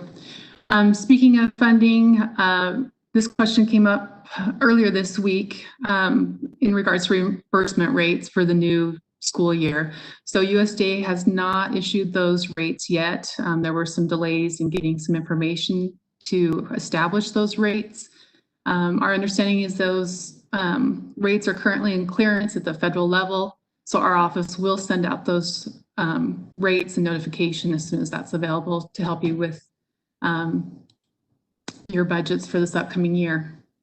So currently in our office, we've had some restructure. Michelle is the second coordinator for the school nutrition programs. So we work in conjunction with each other, and we've divided our teams up a little bit. So Michelle is with the program development team, which is mostly responsible for training, technical assistance, that type of thing. And then I'm with the program support team, which works mostly with reviews and compliance. So I'm going to go over a few things with you really quick. A lot of it will refer to the handout that was emailed out earlier today. So the first thing I'd like to talk to you about is just resource management. That is a major part of the administrative review. One of the most common findings that we've had over the past years in regards to the non-program food revenue tool. So we wanted to make sure that you had the links to that tool and the documentation regarding that requirement. That is an annual requirement for that tool to be completed annually. And then also the supporting documentation that you use to complete that tool needs to be maintained as well. When our reviewers go out and do those reviews, they will be looking at those tools and that supporting documentation. And so we just wanted to put that out there. If you haven't done that this year for your food service programs, please work on that. And those links on that handout we provided will take you right to our USBE Canvas page, which has all the information you need for that. If you do have questions or need training on that, if you're not familiar with that requirement, you can reach out to your assigned child nutrition specialist. We did include a directory with our handouts today, so you know who that person is. Also, I'm sorry to interrupt you. Go ahead. It looks like we can't see your presentation slide. Could you, okay, now we got it. There we go. Okay, I think that, let me just double check it on the YouTube there to make sure that they have that. Hopefully that shows up. Let me double check. It's still not showing up on the YouTube. I'm not sure what's going on there. Okay, now we've got it on the YouTube. Okay, if you can keep going. Okay, thanks, Patrick. We just had the one slide with some bullet points. So thank you, Kathleen, for that.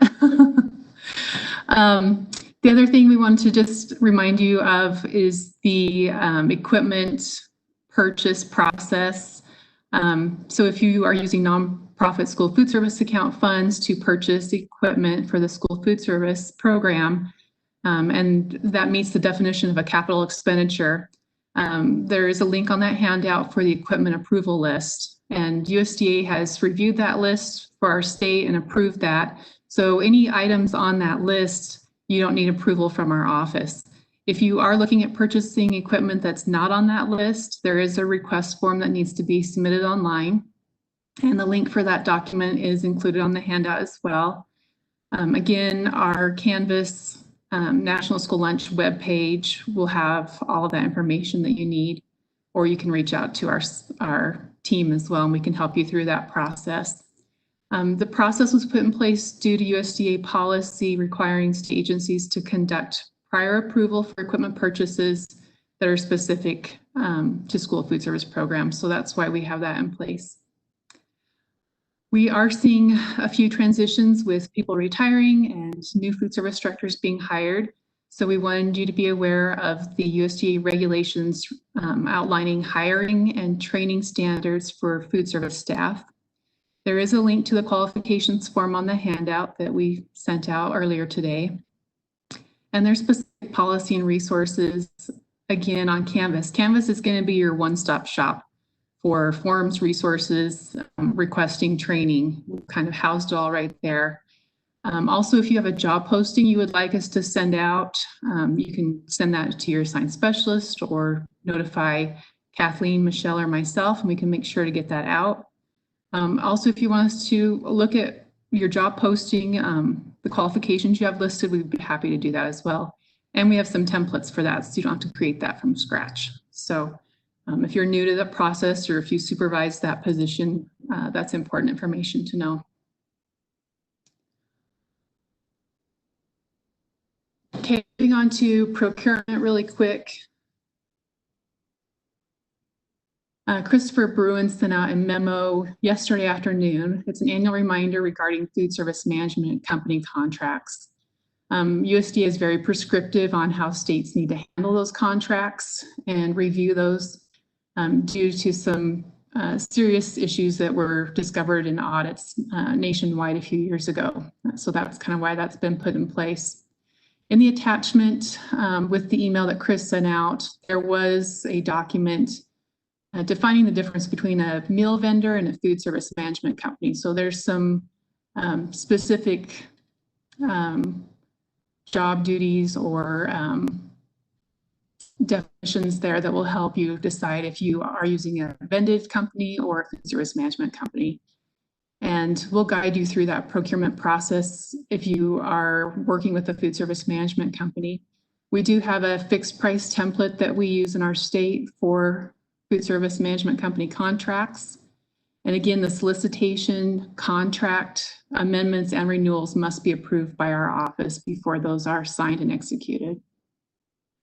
If you do not have your own kitchens and you're using a vendor, we have a vended meal template that's available. The template is not all inclusive, but it does include basic information to help you start that procurement process. And we do have staff on hand to help guide you through that process if needed. Again, reach out to us if you need trainings or resources or any of that stuff. So with everything going on, reviews still happen. So we're just wrapping up the remainder of our seamless summer reviews. We've had to do those as desk reviews over the past month. So if you've been involved with that, we appreciate your help wrapping those up. We are working on the schedules for next school year, and we'll be working with USDA on that. And again, it just depends on what the situation is with COVID, on how we'll be moving forward with those reviews. We might be conducting those as a desk review, or we might be doing those on site. And we will send out schedules to notify you of those review schedules here shortly. So currently with administrative reviews, we're operating under a 5-year waiver that was approved by USDA. Even though we have a 5-year waiver, a couple of things I wanted to remind you of. So if you're using a food service management company, we still have to review those every 3 years. And we also have to make sure within this cycle that every SFA is reviewed every 4 years between 2 cycles. So we're trying to figure all of that out. We're trying to space them out as best we can so you don't have back-to-back reviews with a change in cycles. Again, let us know if you have concerns or issues, and we can kind of walk through some of that stuff. And then we are on a 6-year review cycle for procurement reviews. So there's a lot of different factors that go into those schedules. With procurement reviews, there's a couple of things that have been noted as common findings over this past year. And we have some tools to help you with that, to be a little proactive to avoid some findings. So the general written procurement procedures are still an issue. Either they're not being supplied or or they're missing information.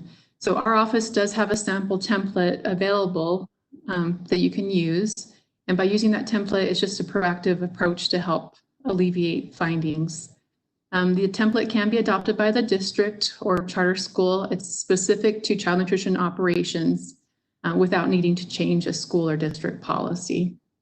And Christopher Bruin in our office will be your point of contact for that. Also from the reviews, we're seeing an issue with procurement documentation specifically. So you'll just want to make sure that your staff is trained and you have procedures in place to create and retain all procurement documentation. So we do ask for that as part of that review to support the purchases on that.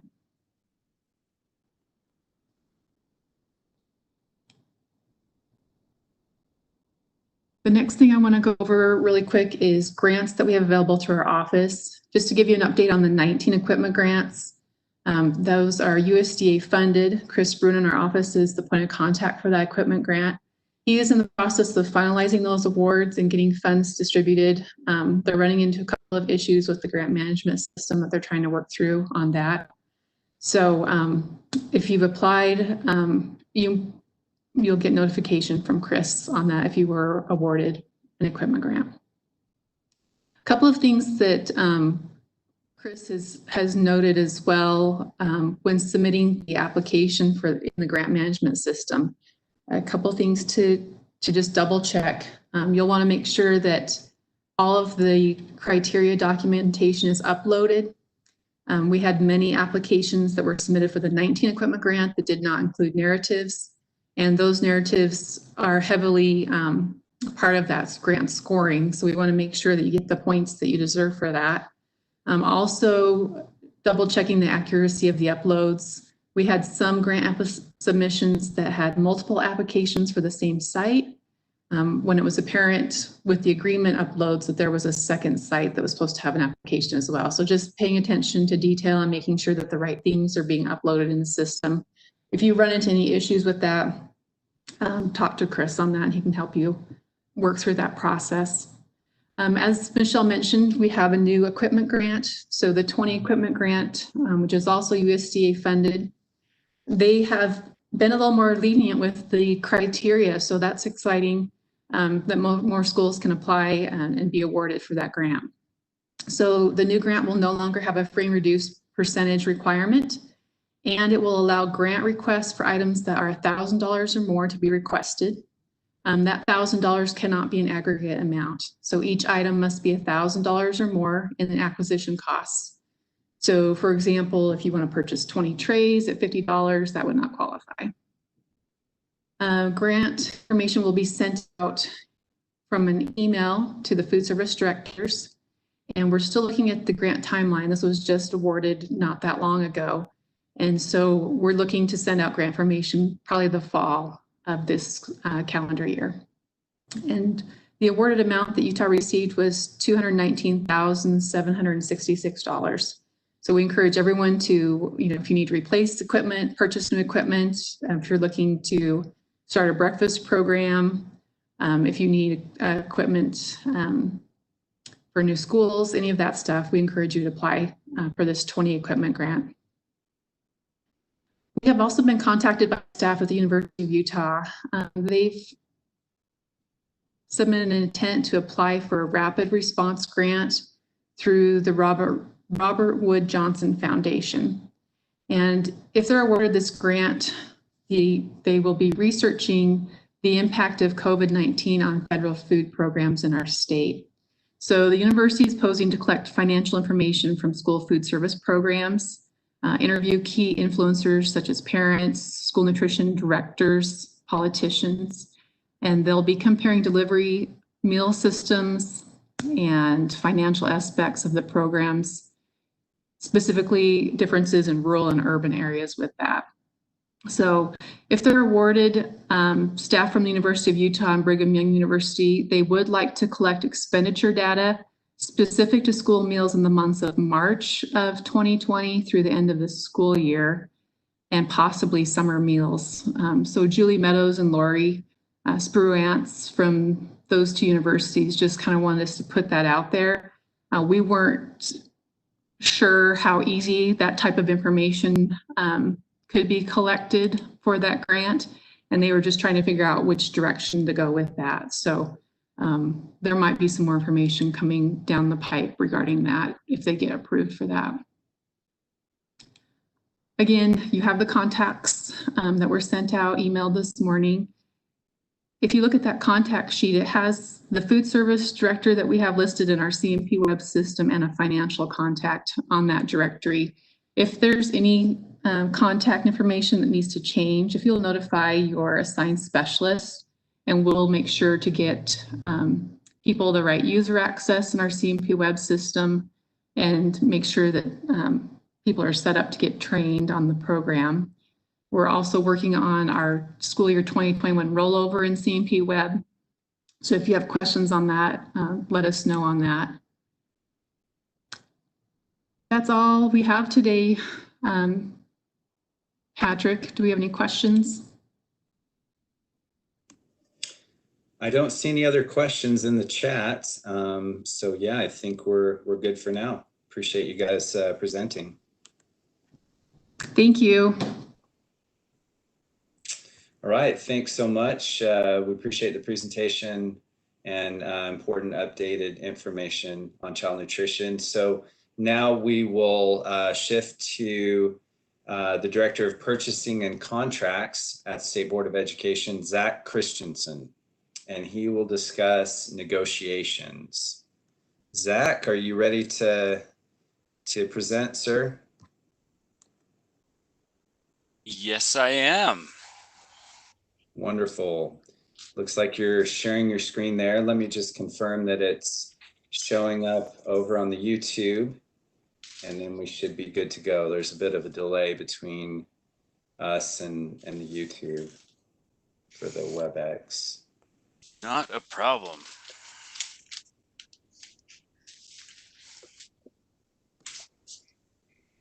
Okay, it looks like we're good to go. So you're welcome to start up.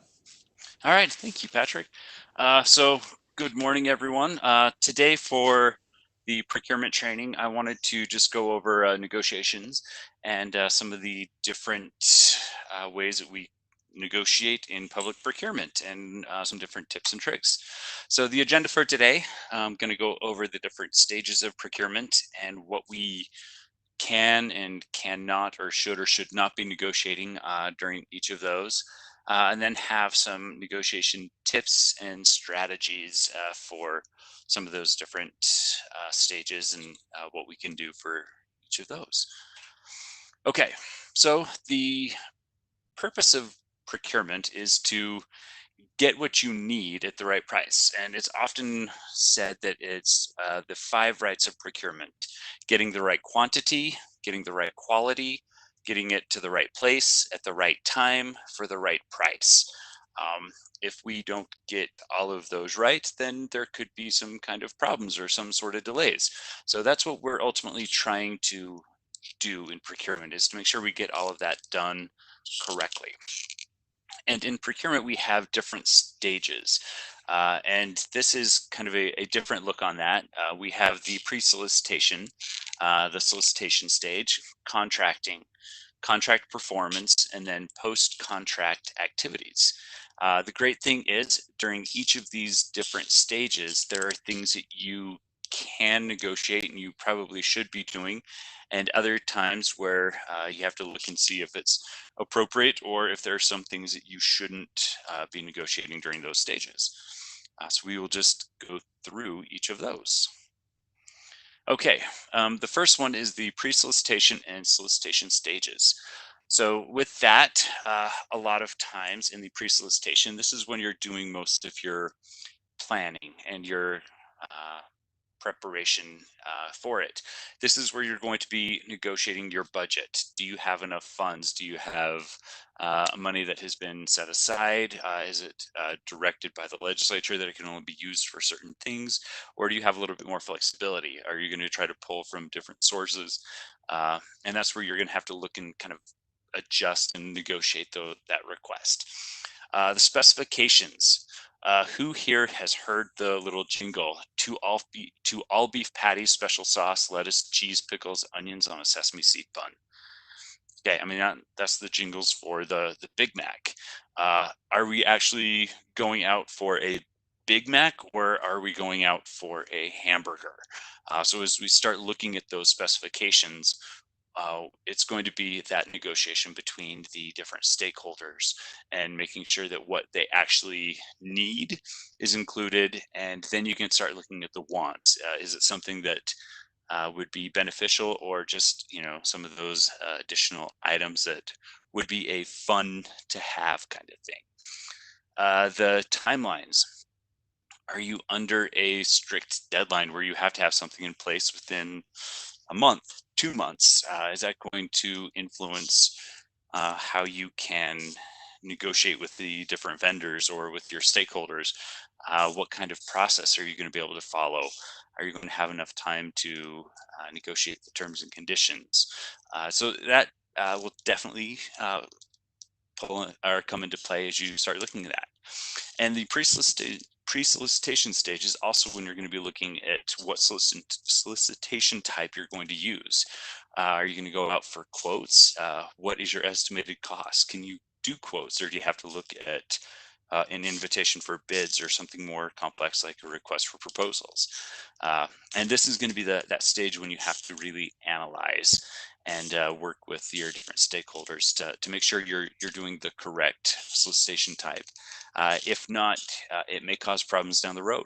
Ultimately, you may have to cancel a solicitation and start over, and that's something that we don't want to do. So we want to make sure that we evaluate and are able to get that done up front the right way. That's going to be best for your LEA.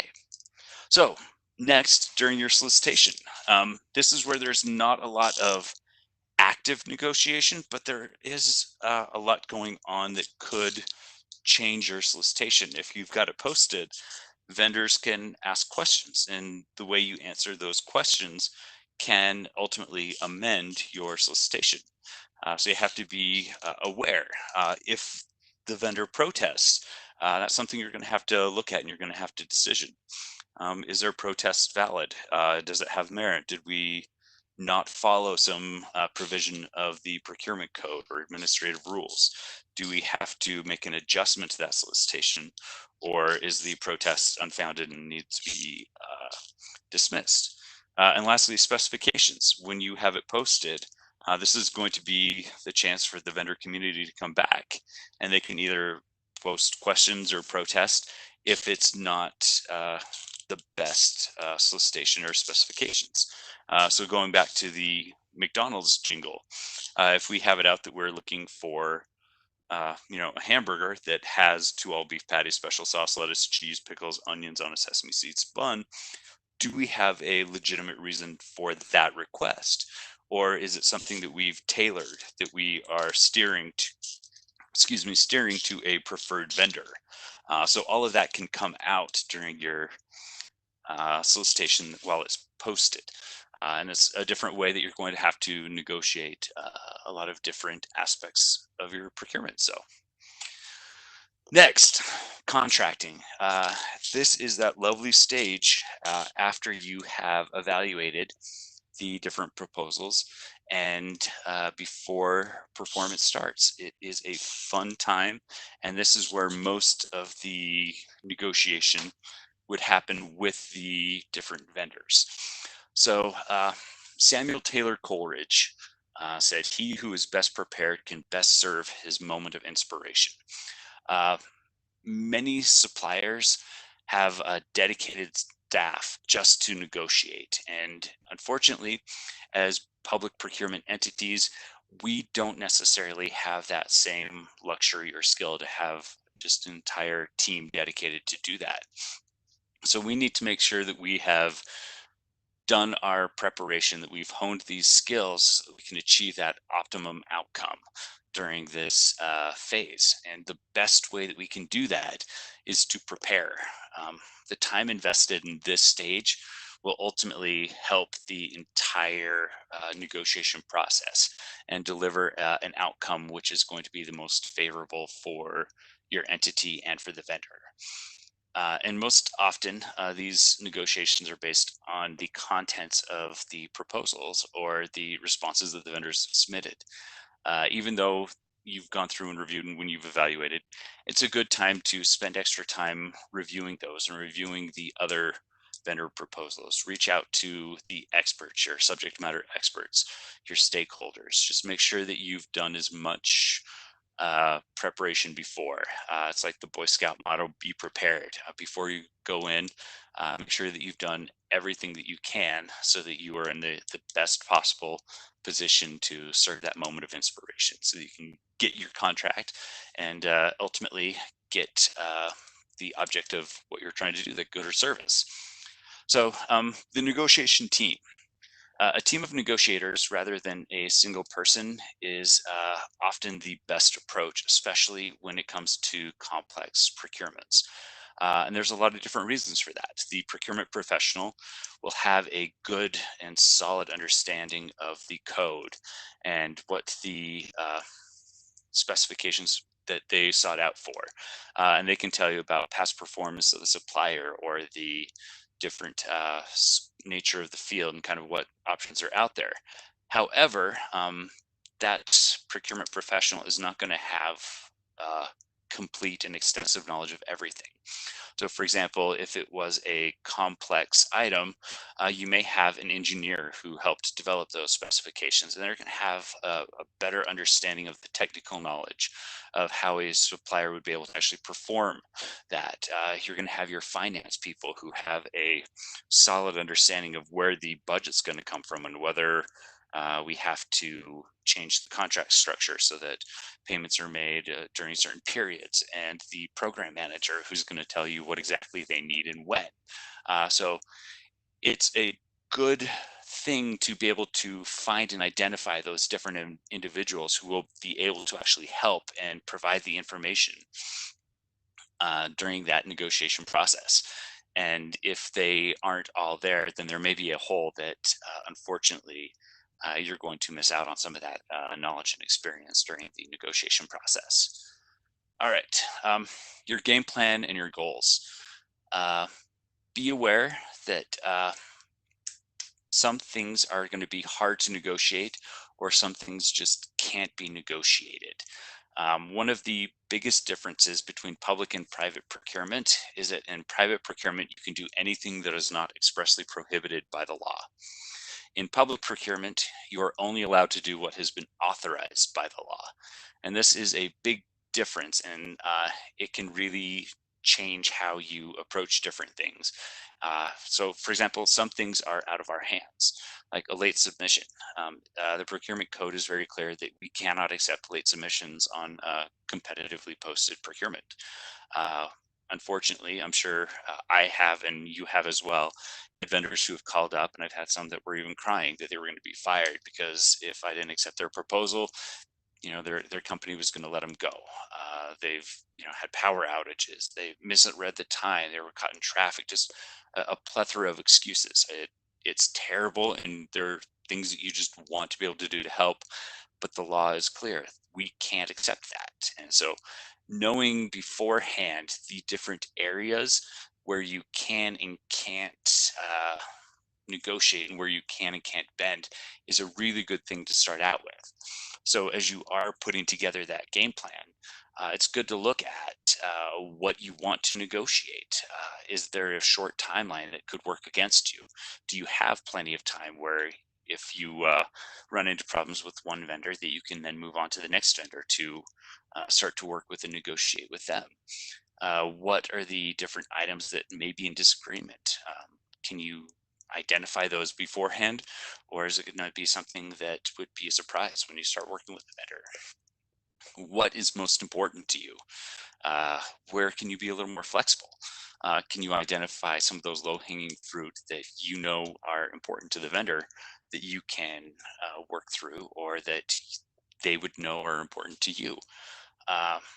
There's just a lot that you can just start to work on as you prepare and identify what your options are. So with that, terms and conditions, it's one of those areas that if you can identify here in your game plan, it's going to be very helpful. Here in Utah, there are certain things that we can and cannot negotiate. So for example, the Governmental Immunity Act, which is 63G7, it provides a lot of protections for public entities. And for a lot of different entities, they cannot negotiate that area on their own. It has to have some kind of external approval before they can make any changes to that. We, as a state agency, anytime we want to change our provisions that relate to indemnity or insurance, we have to get that reviewed and signed off by the Assistant Attorney General for state risk to make sure that the state would still be protected. Are you going to have to go through your attorneys to look at that? Termination for appropriation. If the funding for the contract goes away, then your contract should go away too. That should be in your contracts as well. Right now, we've seen that with different situations with COVID, that funding has been reallocated. We don't have that same expectation we had just a few months ago. We are actually looking at having to amend different contracts. And if we didn't have that provision in our contracts, it would have been more challenging to work with the vendors to change that. And sometimes if it's not in your contract at all, then you would be on the hook for whatever the contract is. You'd have to either breach and deal with that or find some other avenue to try and resolve that.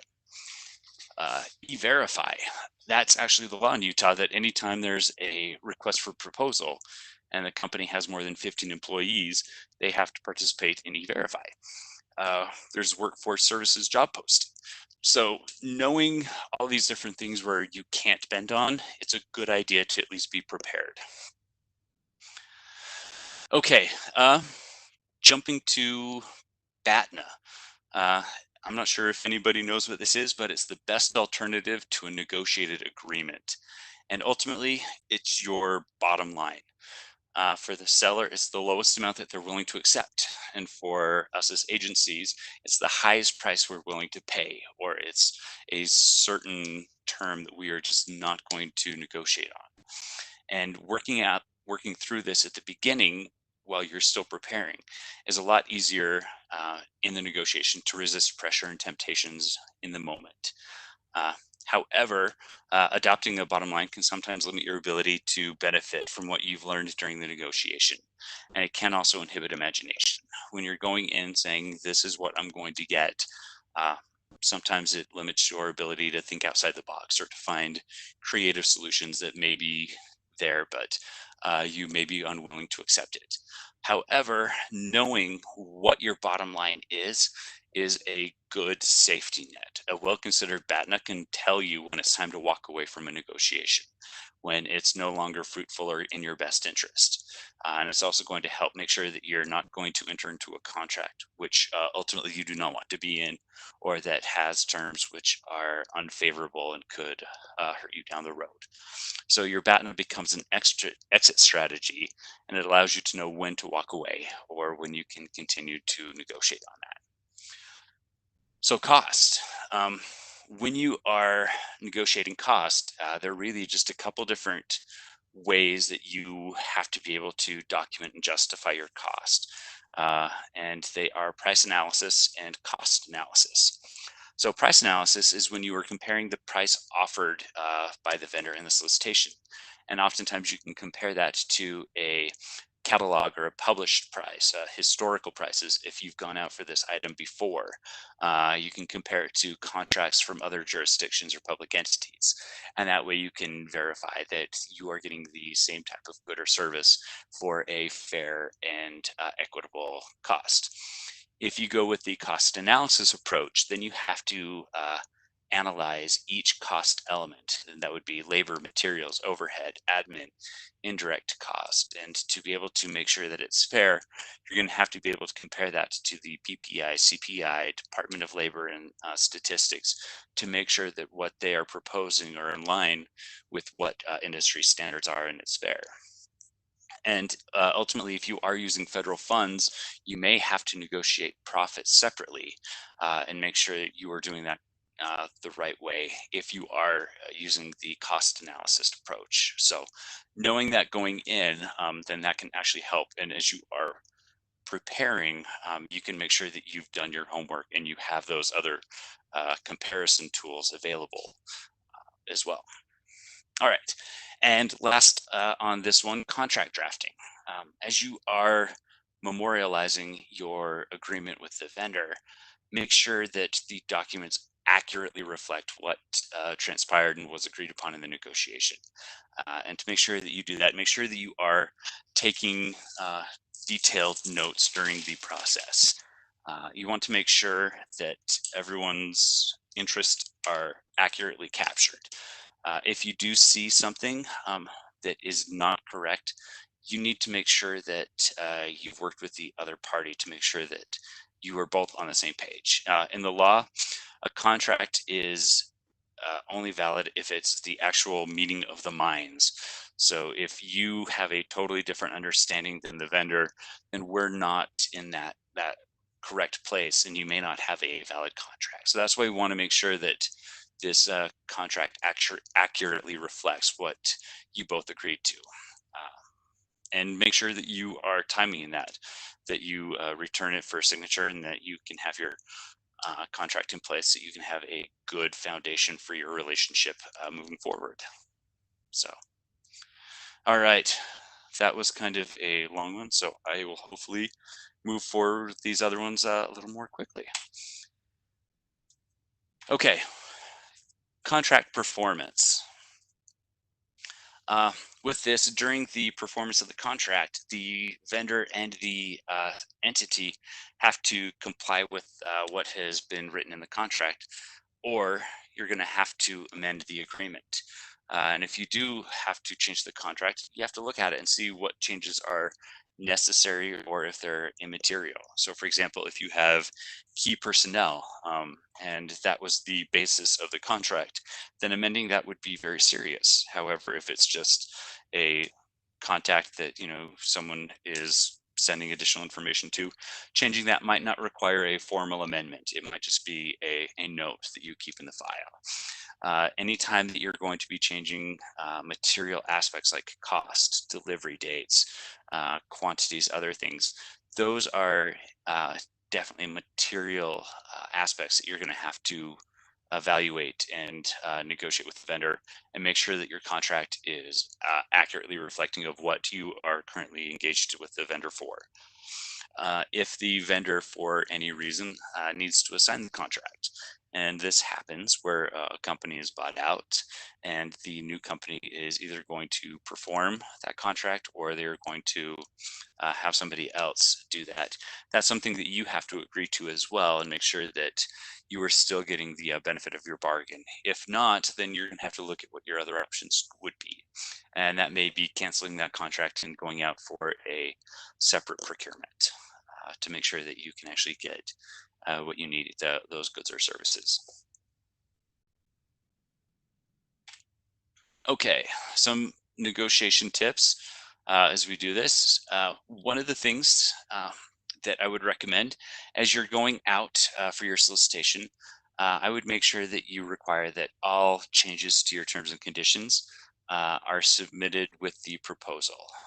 If the vendors don't submit that and they try to insert them at the last minute, that causes a lot of extra work and can cause confusion and delays for the contract performance. So if you are upfront with the vendor, then you both are have that same expectation as far as what the process will be and how you can negotiate those terms. So be responsive. One of the things that is very essential is, as you are negotiating with your vendors, this is laying that foundation, that groundwork with that relationship. I have negotiated different contracts, and it has been very frustrating, where we would send a draft back, or we would send, you know, proposed verbiage, and we would not hear from the vendor for over a month. And it can be very frustrating because you don't know if the vendor is still working on it or if they have just decided to walk away. Under the procurement code and administrative rules, if a contract is not signed within 90 days, then we can cancel and move on to the next vendor. Even if you need to just let the vendor know that, hey, this is something that I need to get legal's interpretation or help with, just be responsive and make sure that you are letting them know kind of what you're doing, what your expectations are. Support any changes or modifications you have with some sort of explanation or clarification. Negotiating contracts can be a lot like looking into a crystal ball, trying to discern what the needs or intent from the other party can be. So if you can provide a little more context as far as why you are making a certain change, then that will help the dialogue, and that will actually help you come to a positive resolution with the vendor. I remember when I was with Lockheed Martin before, we had a certain vendor that we were negotiating with, and I would come fully prepared. I'm like, all right, here's my outline. This is what we paid on these past contracts. Here's what's changed with the cost of titanium, with these other elements that go into it. And this is a fair price for what we are willing to pay for this, this product. And I just get a no. And I would just be baffled. I'm like, well, what do you mean no? Please explain like where you're coming from. Why is that not acceptable? Like, why are you saying a different thing? So the more you can be collaborative and support your position, that can definitely help, and it will definitely help ultimately with your end goal. Plan ahead, and this is where it's preparation again. Do your homework, know what's important to you and where you want to end up, know where you have areas of concern or where you may need to have additional approvals. So do you need your legal, or do you need a board or someone else to approve it before you can get to that point? Make sure you know and can communicate kind of what those restrictions may be. Okay, we are going to go through these next ones a little quickly. If anyone has read Getting to Yes by Fisher Fry, Fisher, Ury, and Patton, I would definitely recommend it. These have been the foundation for a lot of the different negotiation training and principles for a little while. So I would definitely recommend it if you have not been able to read that yet. So the first one is the objective of a negotiation should be to create a mutually agreeable decision, and that has been effectively achieved and accurately addressed all the issues that the parties have. And so to do that, the principles are separate the people from the problem, create options to pursue for issues, focus on interests, not positions, and use objective criteria. Okay, so separate people from the problem. With this, everybody has differences of perception. And with that, you need to understand where other people are coming from. As you get involved with the negotiation, try to communicate. Make sure that you are trying to understand the other person's position and what is going to be important and where you can compromise and get that. Listen, try to understand, and try to separate your passion, your frustrations, your excitement from the negotiation process. If you try to do it much more analytically than emotionally, you will be more likely to succeed in your negotiation. Focus on your interests. With that, identify the problems, the issues, and the sticking points, and then work on those. Make sure that you are discussing the interests and the issues together. It's not going to get you very far if you only focus on one of those, because if you're ignoring the different interests of the parties and only focusing on the issues, you might not get the best contract that you can. Try to focus on the solutions and a path forward, not on past events. It's especially hard to do that at times if there has been problems with past performance or other things.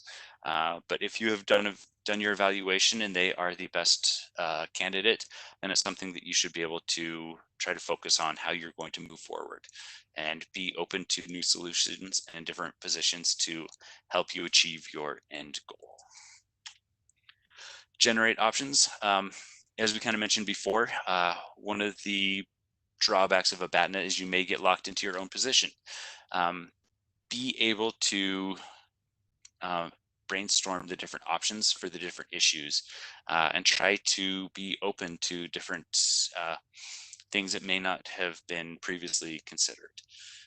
Make sure that when you do this, that the decision makers are also involved and invested in the outcome.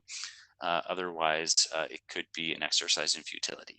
If you try to get to a conclusion and then it's just canceled at the last minute because it doesn't meet the expectation of those who need to have the final approval. Objective criteria. If your interests are opposed, use objective criteria. So with this, has anyone seen the lovely show Pawn Stars? I love it just for the negotiation aspect of it.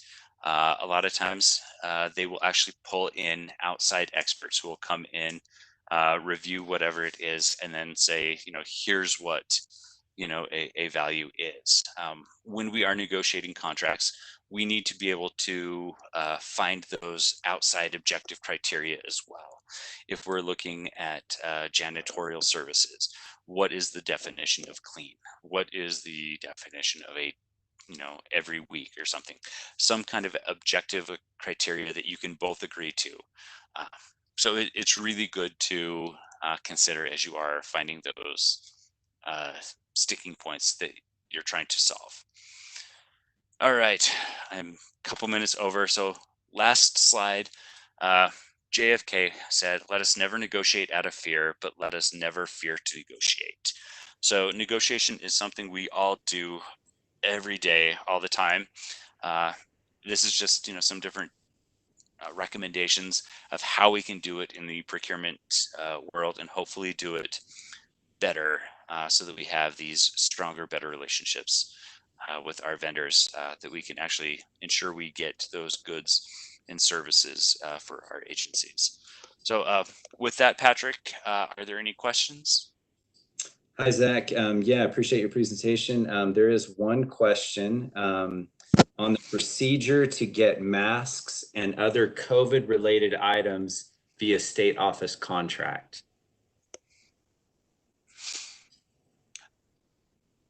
So what's the question on that? Just the procedure to do that? Yeah, how would an LEA go about procuring masks or other COVID-related equipment that might be needed for their LEA? How can they work through the state board to do that? Or is it just getting some guidance from the state board, or are there some specific contracts that they can utilize that we've settled? Okay. That is a great question. Let me actually pull up something here.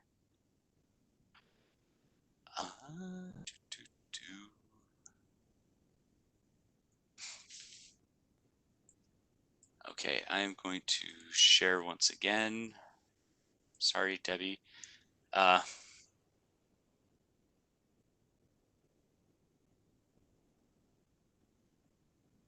Hopefully this is the right screen.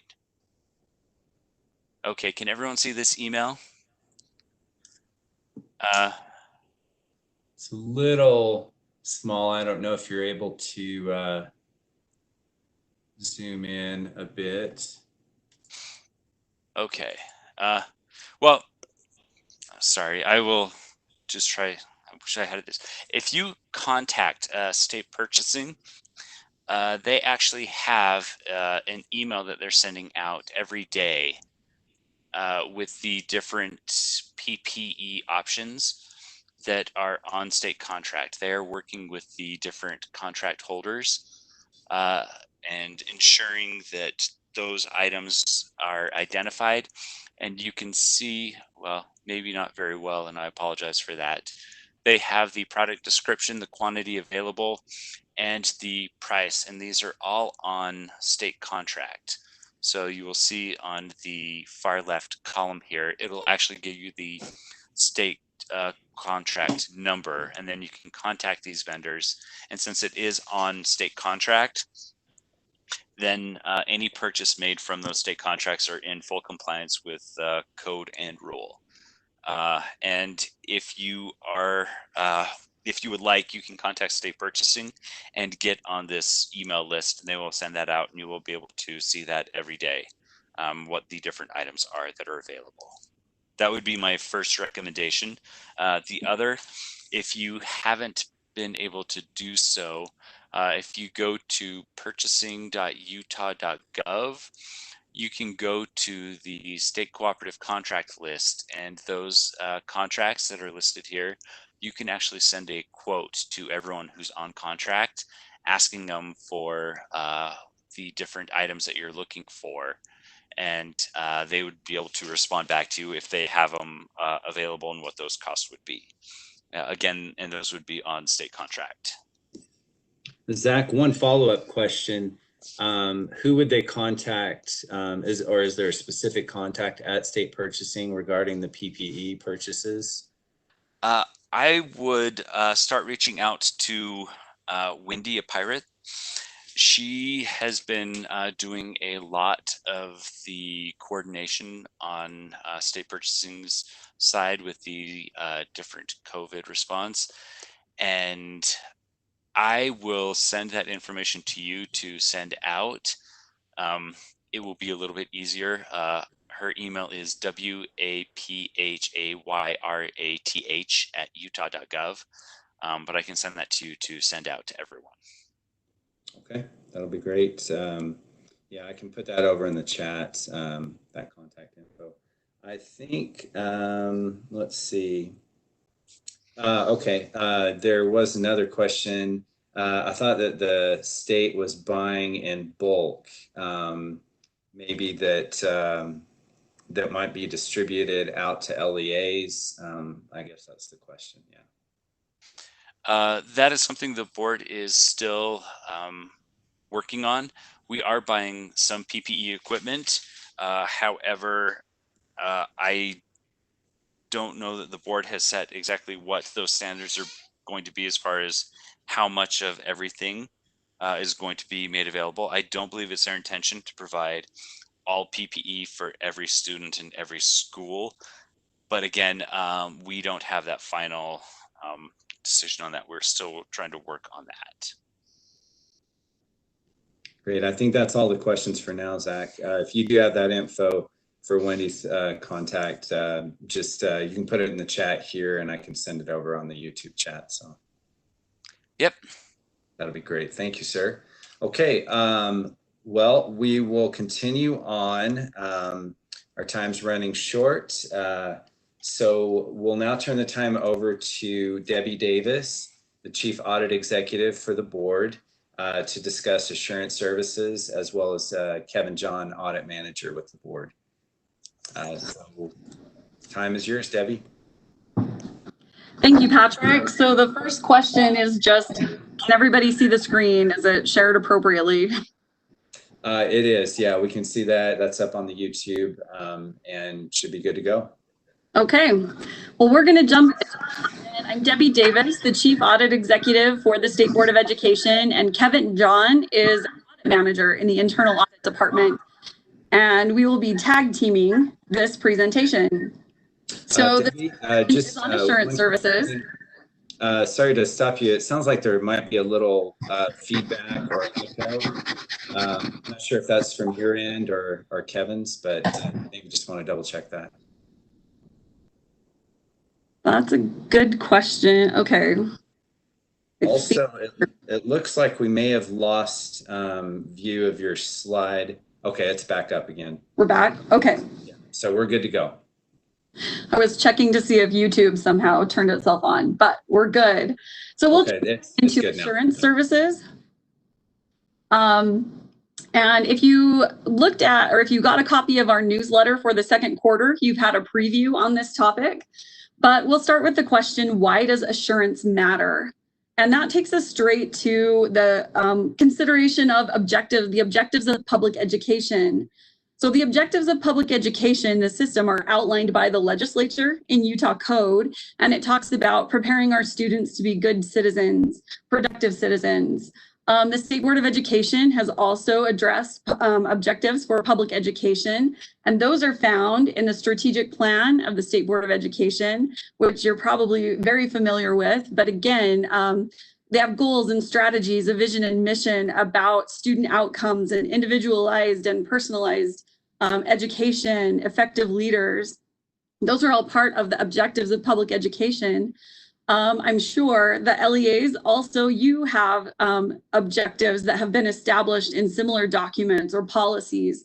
And a requirement of good governance and good administration is that we are accountable for achievement of those objectives.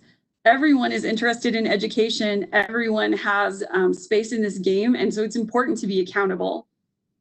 So there are a lot of different assurance services. Some are outlined in the figure that you can see on the screen. We're going to talk about just a few today. But before we get to those assurance services and the specific assurance that is given, that helps explain why these assurance services are different, before we get there, we want to talk about risk just a little bit. And risk is an event that's going to impact our ability to achieve our objectives. And so Kevin's going to jump on now, and he is going to talk to you about the risk of fraud and why assurance matters related to the risk of fraud. Okay, Kevin John here. Can you hear me? Yes. Okay, perfect.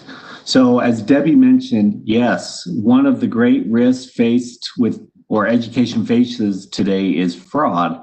So we put forth some information here in this handout. It's important to note that this handout was created some months ago, so more updated information has now become available. So I'm going to share some of that newer information as well as kind of touch on some of the points on the screen here. So like Debbie mentioned, one risk that's becoming more prevalent in education is fraud. And one of the reports that's provided and is available on the internet that anyone can go out and search is the Report to the Nations that's issued by the Association of Certified Fraud Examiners. So this is a fabulous report to help you benchmark fraud in your industry. So in our case, education. It's not a perfect report, so the data is limited as far as making analyses. So please keep that in mind, but to use it every 2 years when it's released to help benchmark and understand where our industry's headed and what's happening, it's a fine tool for that. So as you can see here, in 2018, the median fraud loss in education was $68,000, and there was 97 cases reported. I'm happy to report in the 2020 version of the report that the instances of fraud did go down slightly, and the median fraud loss dropped from $68,000 to $65,000. But fraud is clearly happening in public education. And the most common scheme of fraud is corruption at 38%. So there's some interesting things taking place in education that maybe we're not aware of because we're not closely associated or following it. So it's important to note, though, that fraud does not change from organization to organization, or what I should say is by the size of the organization does not affect the amount of fraud that takes place. Maybe the amount of loss, but it's pretty consistent. So whether you're in a small charter school or you're in a large district, it's something that you should be aware of. So who commits fraud? Well, we've all heard that Utah is the capital of white collar crime. But the reality is, if you go out to the Federal Trade Commission, where they provide reports of fraud and other reports similar, like identity theft, something of that nature, we find out that Utah is actually 44th on the list. But that's still 413 reports of fraud for every 100,000 people. So it's significant. And if we scroll down on this report, Debbie, would you like to go down a little bit lower? Thank you. Who commits fraud within education? Well, according to the Office of the Inspector General, 61% of fraud is insider fraud. It happens within our local education agencies. And the greatest contributor, we have a chart that illustrates on the right-hand side, are presidents, board chairs, CEOs, C-suite, senators, mayors, and their involvement in education. So, and then you can see as the chart drops drastically down to directors, principals, executive directors, so on and so forth. So again, education is happening or is experiencing fraud. So what are the primary weaknesses that contribute to that fraud? Well, we know that 30% of fraud is contributed to a lack of internal controls. We'll talk a little bit more about internal controls later on, but it's something you should be aware of, right? 19% of fraud is tied to an override of existing controls. So even though we have internal controls in place, those are being overridden likely by someone in a position of authority who can override those controls. 18% is the lack of management review, 10% poor tone at the top, so on and so forth. As many of you may be aware, Internal Audit is currently conducting an audit of internal controls throughout the state. We're looking at the USB and 15 randomly selected LEAs.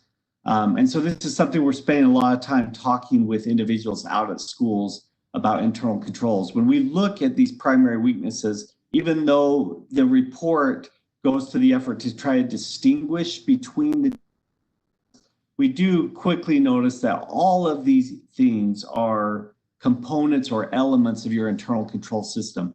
Therefore, something clearly to keep in mind. How is fraud concealed? Well, according to the 2020 report, 40% of fraud is concealed through fraudulent physical documents. So when I came on with the USB, that was one of the things that I try to bring to the attention or bring up and discuss quite frequently is how easy it is today to create physical documents. If you're not aware of it, there's plenty of applications or websites where you can essentially pick your vendor, pick your dollar amount, your date, and they can create a receipt for you that matches something very similar that would come from that organization. If not, it's usually as simple as taking an image from Google Images and then modifying that image. So another 36% is altered physical documents. So we're not creating new documents, but we're altering them. And then we see the vast, or essentially the remaining, is doing the same thing with electronic documents, so not actually paper documents. So fraud it's getting easier and easier to conceal it through fake documents because of technology that's available. So how long does it take to typically identify fraud? Well, according to recent research, the typical fraud is identified within 14 months. So that's a long time. Someone could be perpetuating fraud for over a year before you catch it on average within your organization. And clearly, the longer fraud remains undetected, research shows that the greater the financial losses you're going to incur. So prior to my time with the State Board of Education, I was a risk manager for a multi-billion-dollar company, and this was one of my roles, is identifying fraud. And I can tell you, based on my anecdotal experience, that a lot of frauds start relatively small and then they start building and building and building. And so maybe someone initially committed fraud to obtain $100, $1,000 or whatever, but within a year's time, they've built up confidence, they're starting to take more money, and then at any given time, they could be taking, $1,000, $10,000, even $100,000. So how do we detect fraud? Well, as you may suspect, it's through these assurance services that we want to talk about. And so according to the latest report, 43% of all fraud was initially detected by a tip. And it's important to note that that number goes down to 31% if you don't have a hotline. So, which is some of the impetus behind the changes the board has made to R277-113, where there is a move to require each LEA to have a hotline or refer people to the USB's hotline if there's a resource constraint. So that's an option. That rule was passed in the May board meeting, May 8th, I believe. And so that should bearing any changes that should go into effect here shortly. So that's a huge percentage. And who's reporting that fraud on the tip line? Well, it's your employees. 50% of all tips are from employees within the organization. And a huge portion of those are actually anonymous. So it's important to note that offering anonymous hotlines is of value or can add a lot of value. And then who are they reporting it to? 28% has reported to their supervisor. So they're using their chain of command quite frequently. And then another 26% of that is reported to your internal audit departments or your fraud investigation team, whatever you may have that probably looks into those sort of things. Unfortunately, 7% of those frauds ultimately end up getting reported to law enforcement. Now, you can imagine if it makes it all the way to law enforcement, it's typically become a bigger issue. And research supports that typically frauds reported to police departments have occurred over the course of at least 2 years, and the median loss is upwards of $900,000. So just shy of $1 million. So clearly we want to get ahead of it before it gets out of control. And we do that through strong internal control systems, inclusive of these many types of assurance services, and they will lead to fewer losses. And so as we start to talk about these assurance services, please understand there's huge value here. Like we said, we're trying to mitigate the risks that are associated with trying to achieve our objectives. And by incorporating these assurance services and a variety of assurance services, because they provide us a specific role in that process, we can mitigate our losses. And that, again, is supported by research where frauds are identified via monitoring. So your own monitoring systems, your internal audit shops, your management reviews, on average only last 7 months. And the median loss drops from that $900,000 figure that we talked about with law enforcement down to a figure of $44,000 on average. Still a huge number, right? $44,000. We don't want to squander $44,000 when we're already resource strapped, but certainly a lot better than the $900,000. So, and with that, I will turn it back over to Debbie to start talking a little bit more about these assurance services. Thank you, Kevin. The first assurance service that we want to talk about will focus on external audits, and the first is your financial statement audit. Just a note about this document, the way it's set up is we have started with requirements. So the Utah code, the federal regulation that requires a financial statement audit, and then the audit standards or monitoring standards, the standards followed by the individual that does the audit, and then getting into the assurance provided. And I think the assurance provided section is critical. And so that is where we're going to spend our time today. So looking at your financial statement audit, if you go to your independent auditor's report for their opinion, you will see boilerplate language, right? It's established, we see it, it's the same every year. And if you're like I am, you go to their report and say, I want the opinion. So in our opinion, the basic financial statements referred to above present fairly in all material respects the respective financial position of your entity, of an activity, of whatever the auditors looked at. I think we're all aware of that, and we all like that language because it means we have an unqualified or an unmodified opinion, right? We're clean. That's so fantastic. And it's important for our financial position to have that kind of assurance. One thing I want to point out in the financial statement audit, though, as well, is there's a part of that opinion or that report that is the independent auditor's report on internal control over financial reporting and on compliance. And there's a couple of things to pull out of this to make sure that we don't have a false sense of security about the assurance that's being provided. So as we look at this language that's included, it says in planning and performing our audit, we considered the school's internal control, and here's a qualifier, over financial reporting. That's what they looked at, controls over financial reporting, right? And it says later, just down a couple lines, so they looked at internal control, but not for the purpose of expressing an opinion on the effectiveness of the school's internal control. So it tells you what it is providing assurance on and what it is not providing assurance on. So they look at internal controls sufficient to be able to get to that opinion of presents fairly in all material respects your financial position. Those are the controls they're looking at. They're not expressing any other opinion on the internal controls. And the next paragraph states that as well. Our consideration of internal control was for the limited purpose that I just discussed in that first paragraph in this section. If you look at compliance, it's something similar as well.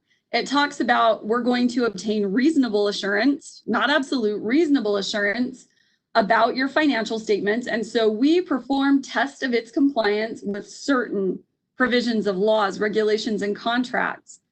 And they're looking at provisions of laws and regulations that have a direct and material effect on the determination of those financial statement amounts. So again, going back to the opinion that's being provided, presents fairly in all material respects your financial position. But then the next sentence, providing an opinion on compliance with those provisions was not an objective of our audit, and they do not express such an opinion. So be aware with your financial statement audit, the assurance you're getting is about your financial position, that it is materially accurate. And the controls they look at, the compliance they look at is limited. So sometimes, and we've heard from some people, well, I have an audit. That means I'm clean. I have a clean bill of health on everything. It's all comprehensive. And I found this statement on an AICPA document that says the auditor's report is not a clean bill of health. It says, although an unmodified or clean opinion from the auditor states that financial statements, and it includes all those line items, assets, liabilities, revenues, expenses, it discloses and says that they're fairly presented. It is not an opinion about the entity's policy decisions. It is not an opinion about the effective use of assets or programmatic outcomes or outputs. And I think it's very important to distinguish the assurance that we're getting. And so again, understand what it is and what it's not. Very important. The second assurance service we wanted to touch on is the single audit. And again, you can see the requirements and the standards that are followed for that audit. But let's go to the assurance provided. So similarly, it says the school complied in all material aspects with the types of compliance requirements referred to above. And this is an excerpt. So in your whole report, it will talk and outline those compliance requirements. But it says with the types of compliance requirements referred to above that could have a direct and material effect on each of its major federal programs.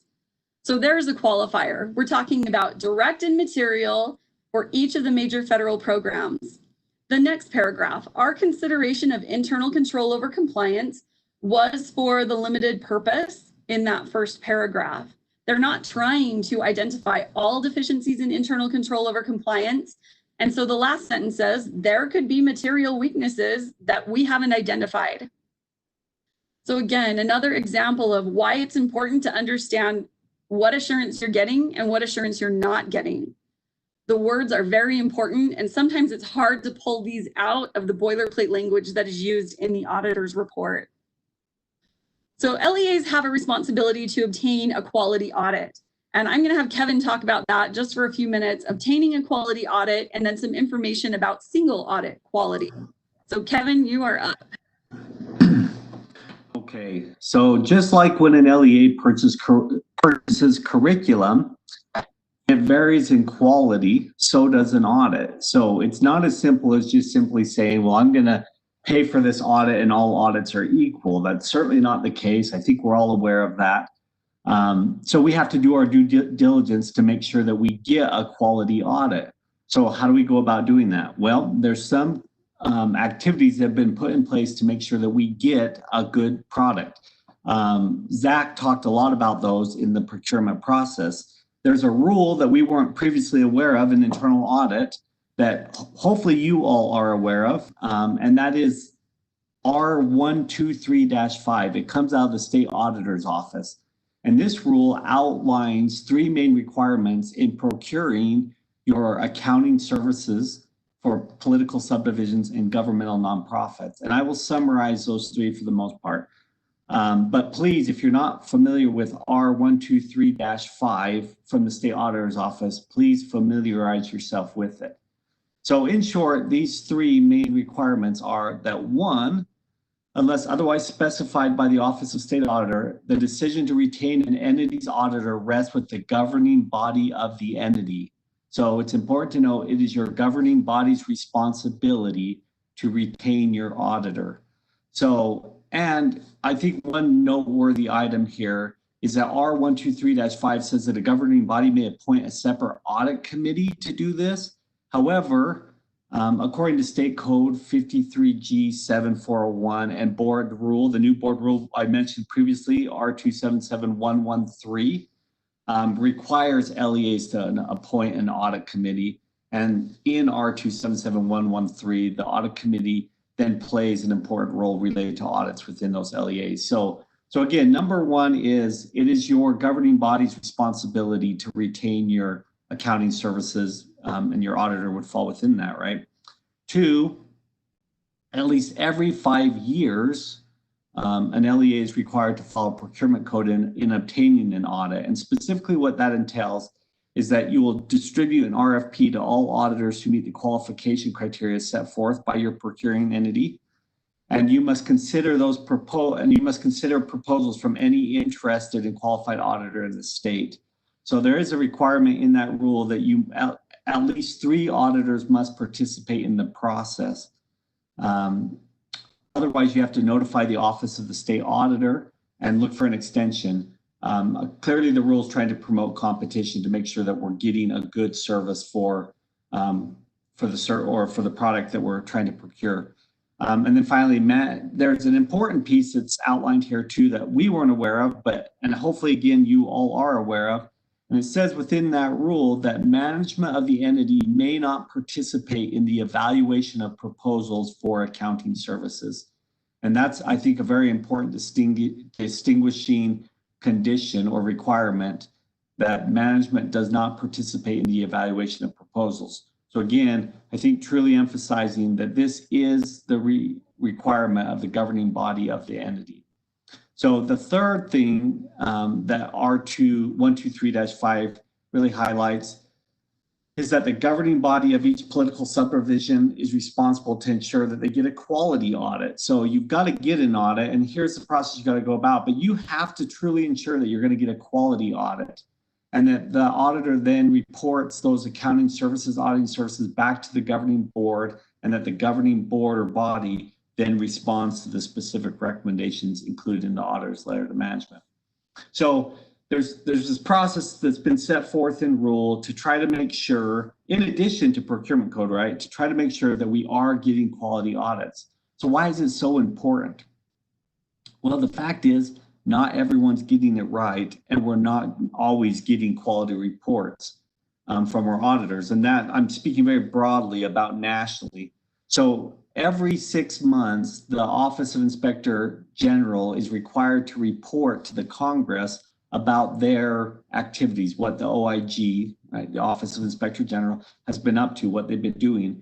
And in that report, there's always a small section, it's usually towards the end of the report, that talks about their quality control reviews of federal compliance audits. So think single audit here for most of us, right? These agreed upon procedures. And how well, whether or not those passed, they passed with deficiencies or that they failed. And so in this document here, this was the report from October 1st to March 30th. We see that only 6% passed, or 6 passed, 25% passed, and 12.5 passed with deficiencies, and 62.5% of those audits were fails. They failed. Now, they do outline what that means. So if you look at failed down lower, it says audit documentation contains quality deficiencies that affect the reliability of the audit results, or audit documentation does not support the opinions contained in the audit report and require correction for the audit under review. So that's significant. So I took a little bit of time and did some further research, because since we put this together, this document together to put out on our website, the OIG has released 2 more reports. And so I went and I consolidated those 3 reports. So we'd have an 18-month window to take a look at and see, well, was that 6-month window an anomaly? And over the course of the last 18 months, OIG reviewed 62 quality control reviews. Of that 62, only 11% passed. 88% of those quality control reviews within the last 18 months had deficiencies or failed. And 48%, so just shy of half, so 30 of them failed.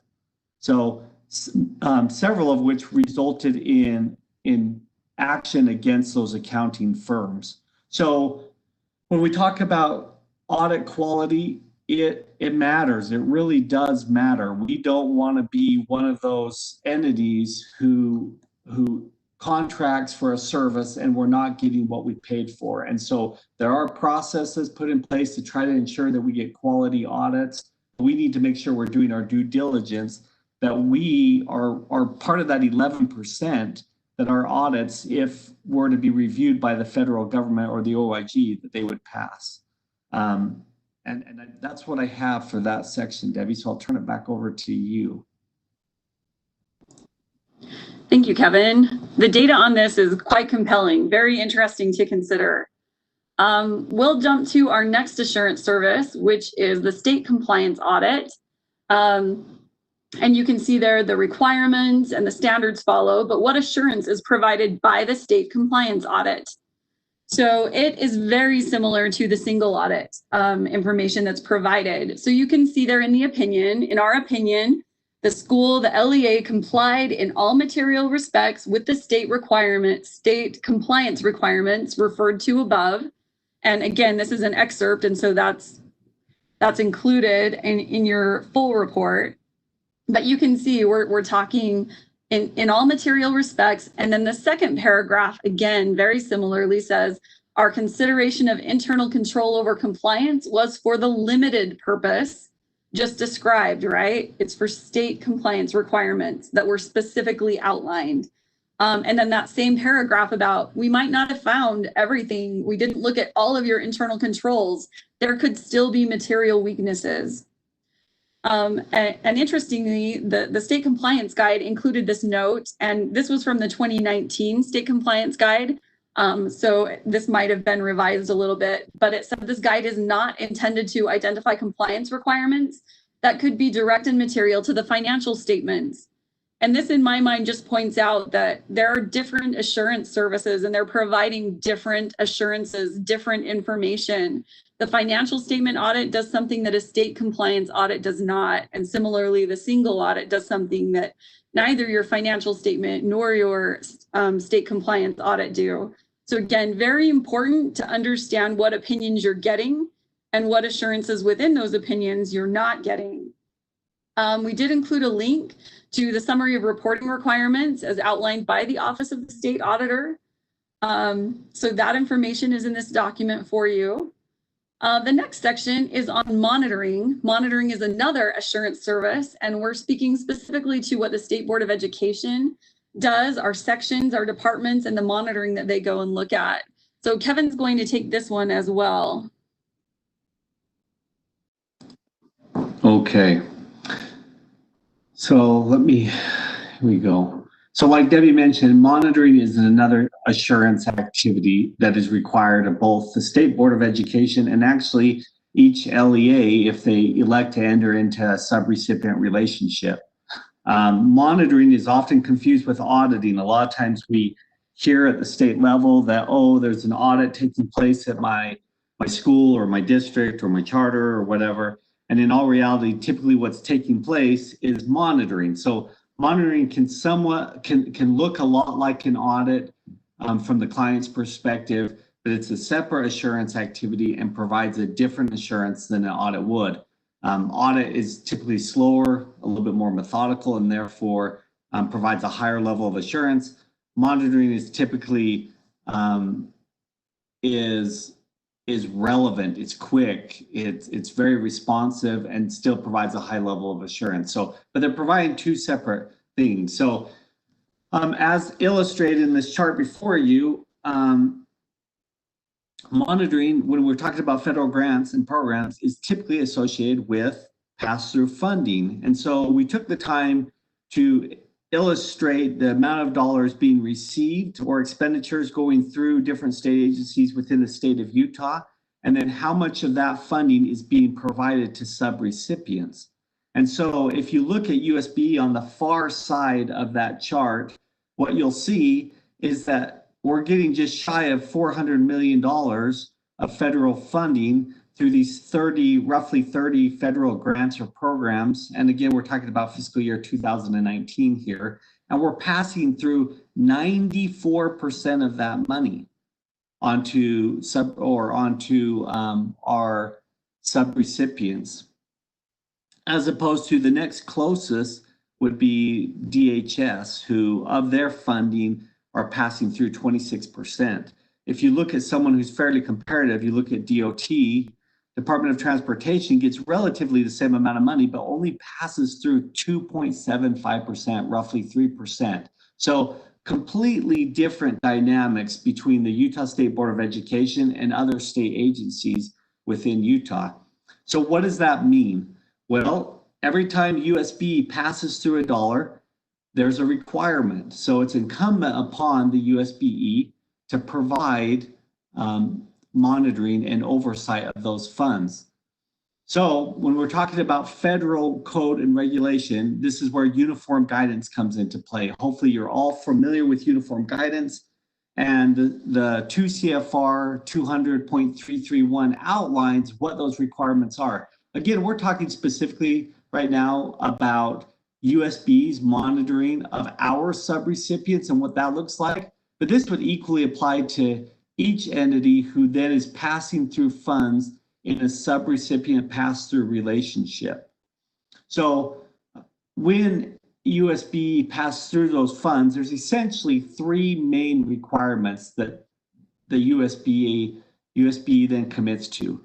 And they're outlined here in this document. 1, that we're going to monitor the activities of the subrecipient to ensure that the subaward is used for authorized purposes in compliance with federal statutes, regulations, and the terms and conditions of the subaward, and that the subaward performance goals are achieved. So the pass-through entity is monitoring this. Are we using the funds appropriately? Are we achieving the objectives? Are we complying with law? And that's what our monitors are going out and doing. Today, we've heard from some monitors at the USB. It's great to hear them. Neil and Cole from special education. We heard, I think, from Kim and Kathleen's group up there in child nutrition programs. These are the experts who are out there doing that. And this is what they're looking at. Are we complying with the regulations? Are we performing to the intended goals? Are we achieving those goals? So, and in doing that, they review financial and performance reports that they require. They ensure that the subrecipient is taking timely action to modify or correct any deficiencies that are identified through monitoring visits or audits or other on-site reviews, and then issuing management decisions as appropriate. So another thing that the pass-through entity is required to do, the monitors, is to assess risk. So depending upon the pass-through's assessment of risk posed by the subrecipient, the person who's going to be providing the service, there's other requirements that they have to do as far as potentially providing training, doing additional on-site reviews. I mean, the number of those reviews might be based on that risk assessment. Neil mentioned it briefly in his presentation about their risk assessment, and if funds aren't being used, that might equate to higher risk. I think I got that right. And so that's one of their indicators that says, well, is this entity becoming higher risk? So this ongoing risk assessment is taking place to make sure if our entities, our subrecipients are complying or what we need to do to provide assurances that we're complying. And then finally, as listed there on the form in front of you, F, it's verified that every subrecipient is audited as required. And this is primarily done by our school finance staff at the USBE. They look to make sure that every subrecipient is being audited.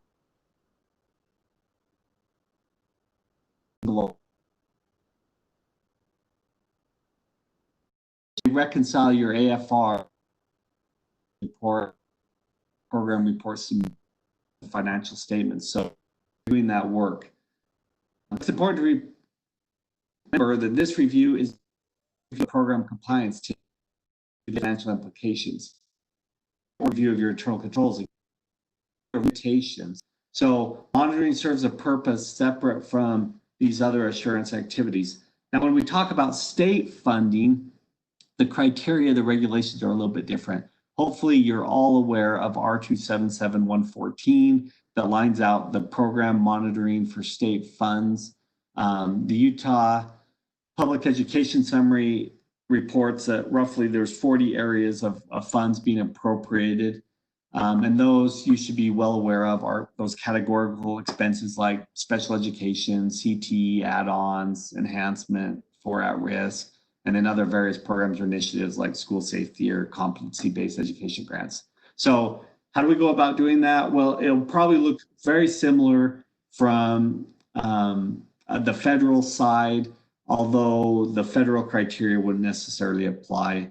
And we follow the criteria laid out in 114, which we've laid out here briefly. We've taken the cut and paste of probably the more pertinent pieces that just say for each program, the superintendent's going to design and implement a consistent monitoring plan or process that includes standards, program outcomes, financial compliance, things of that nature.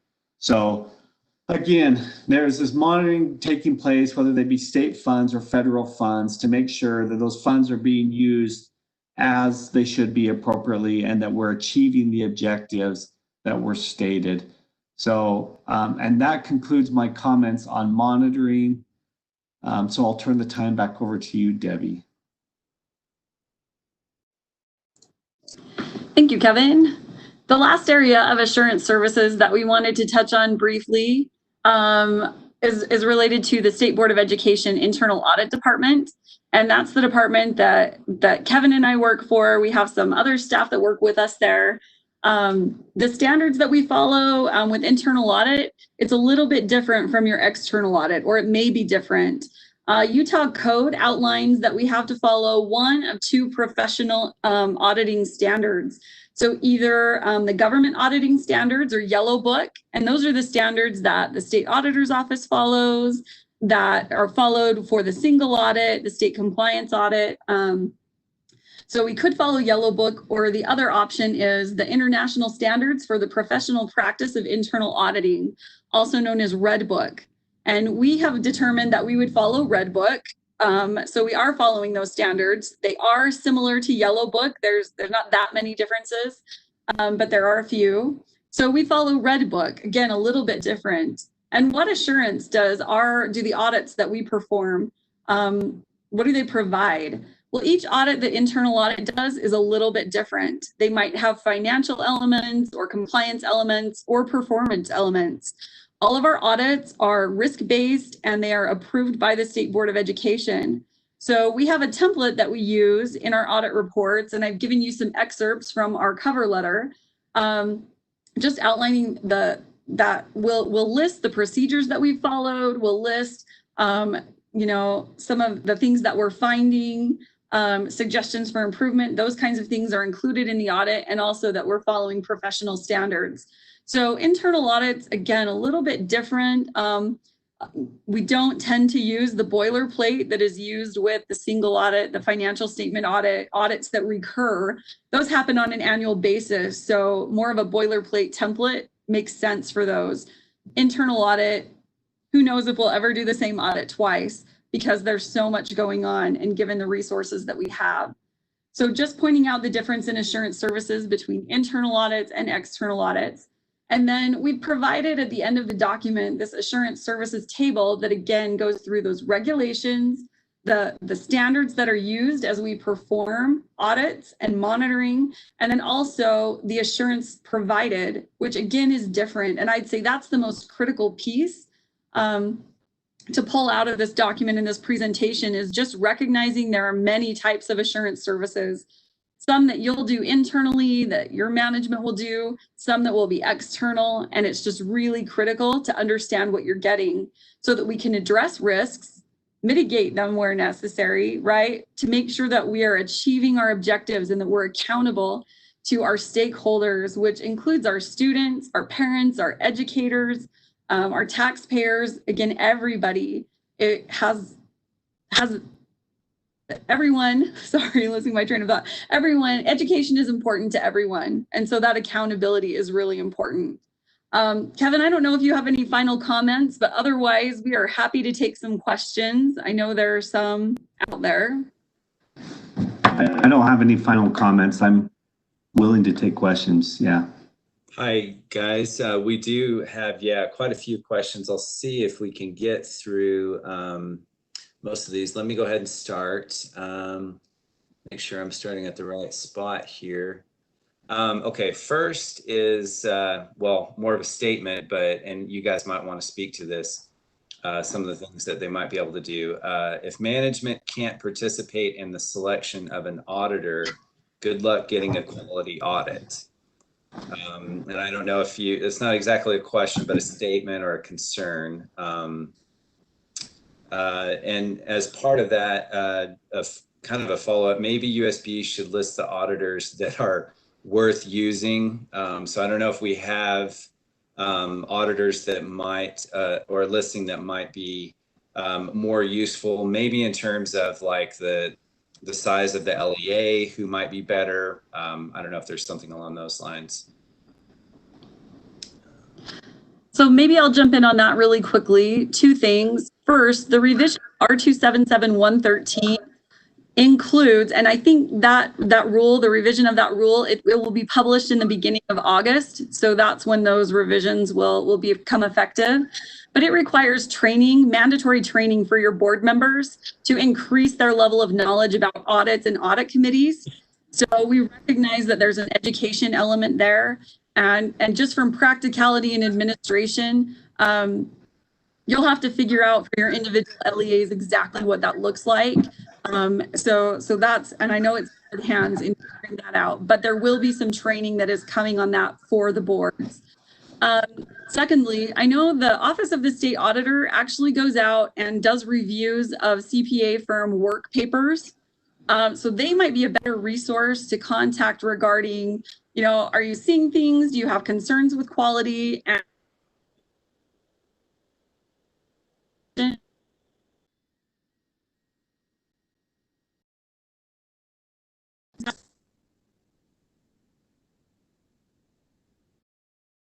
those work paper reviews at CPA firms, but the Office of the State provide that function.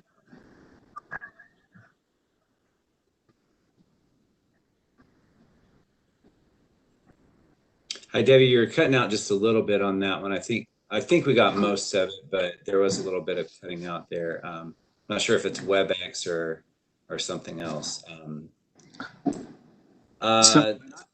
Before we move on, Patrick, let me just add to that. So reemphasizing, like she said, that the Office of State Auditor might be a better resource as far as identifying who is and isn't a qualified and quality audit shop.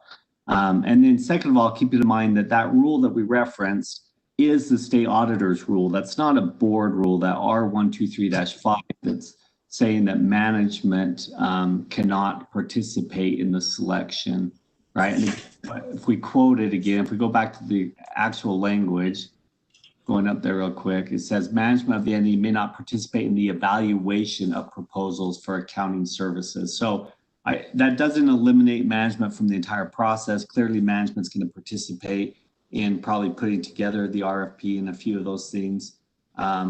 So I think management has an opportunity to provide some input, make sure they're getting the right people. Just when it comes to the evaluation of those proposals, it does appear to be a responsibility of the governing body.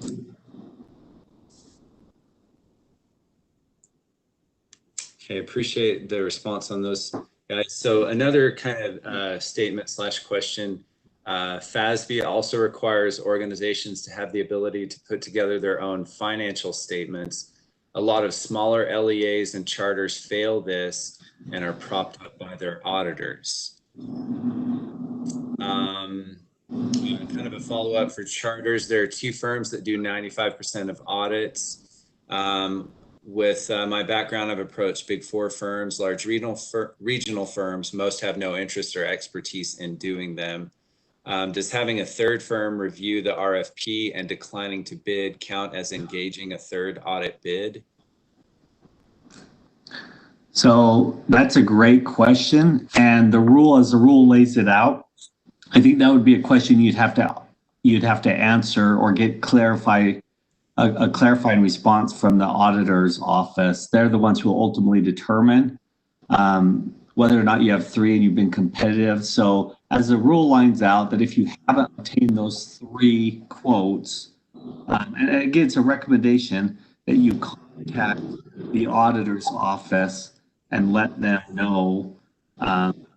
And so they can then provide, so let me read the language here. So to promote competition, it is recommended that at least 3 auditors participate in proposing for the accounting services.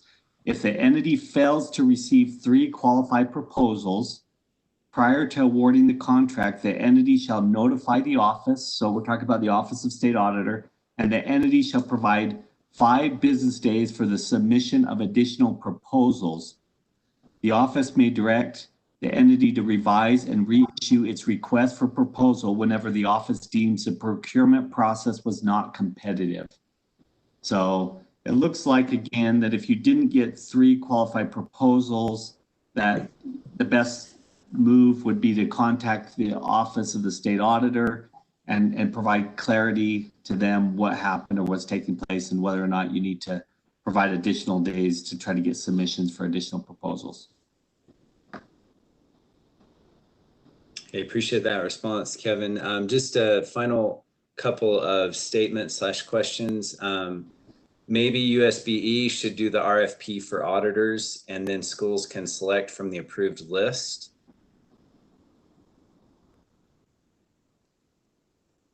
That might be somewhat of a Zach question as well. I don't think we have Zach still with us. But the final statement, I know says, I notice you're using the old link to the state compliance audit guide on your document. There's a different link and there's significantly more changes to the state compliance audit guide. And Patrick, I'll just talk to that just for a second. Correct. We put this document out there back in April before the 2020 state compliance audit guide was released. So there is information in the document that we do need to update. Hopefully you're all aware, if you go to auditor.utah.gov and then the local government resources, that's where you can find the new link and the new compliance element.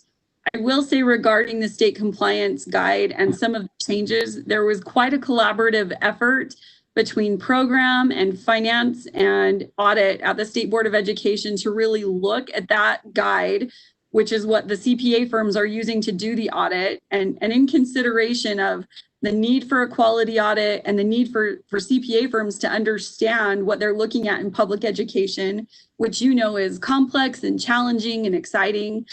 So we really tried to provide additional clarification to the steps that were being performed. We took some things out, we added some things, but again, all in aid of clarification for the steps that would be performed so that you would be able to rely on the assurance that's being provided by the CPA firms as they do the audit.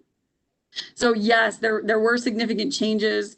Every year we look at that guide, we update. So if there's feedback, you could provide that to us or the state auditor's office. And I have taken notes on some of the suggestions because they're worth looking into as far as the procurement of audit and what does that look like? And is there a better way? Is there a way to improve that process? So we can definitely look into that and maybe even share with the state auditor's office some clarification to their rule would be helpful. Thank you, Debbie. That is all of the comments and questions we have for now. I believe that we'll be able to wrap things up here. I do want to thank everyone, all of you for attending. We really appreciate your time. We know that it's limited.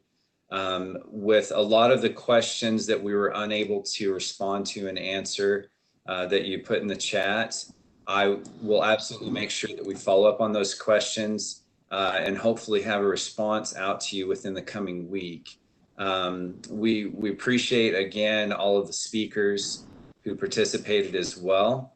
And we look forward to working together with all of you as we go through budgets and everything in this coming fiscal year to hopefully make a difference in all of the work that you have ahead of you, and then that we can work on that together. So we'll wrap up our training for now. We appreciate all of you attending, and wish you all the best for fiscal year 21. Take care.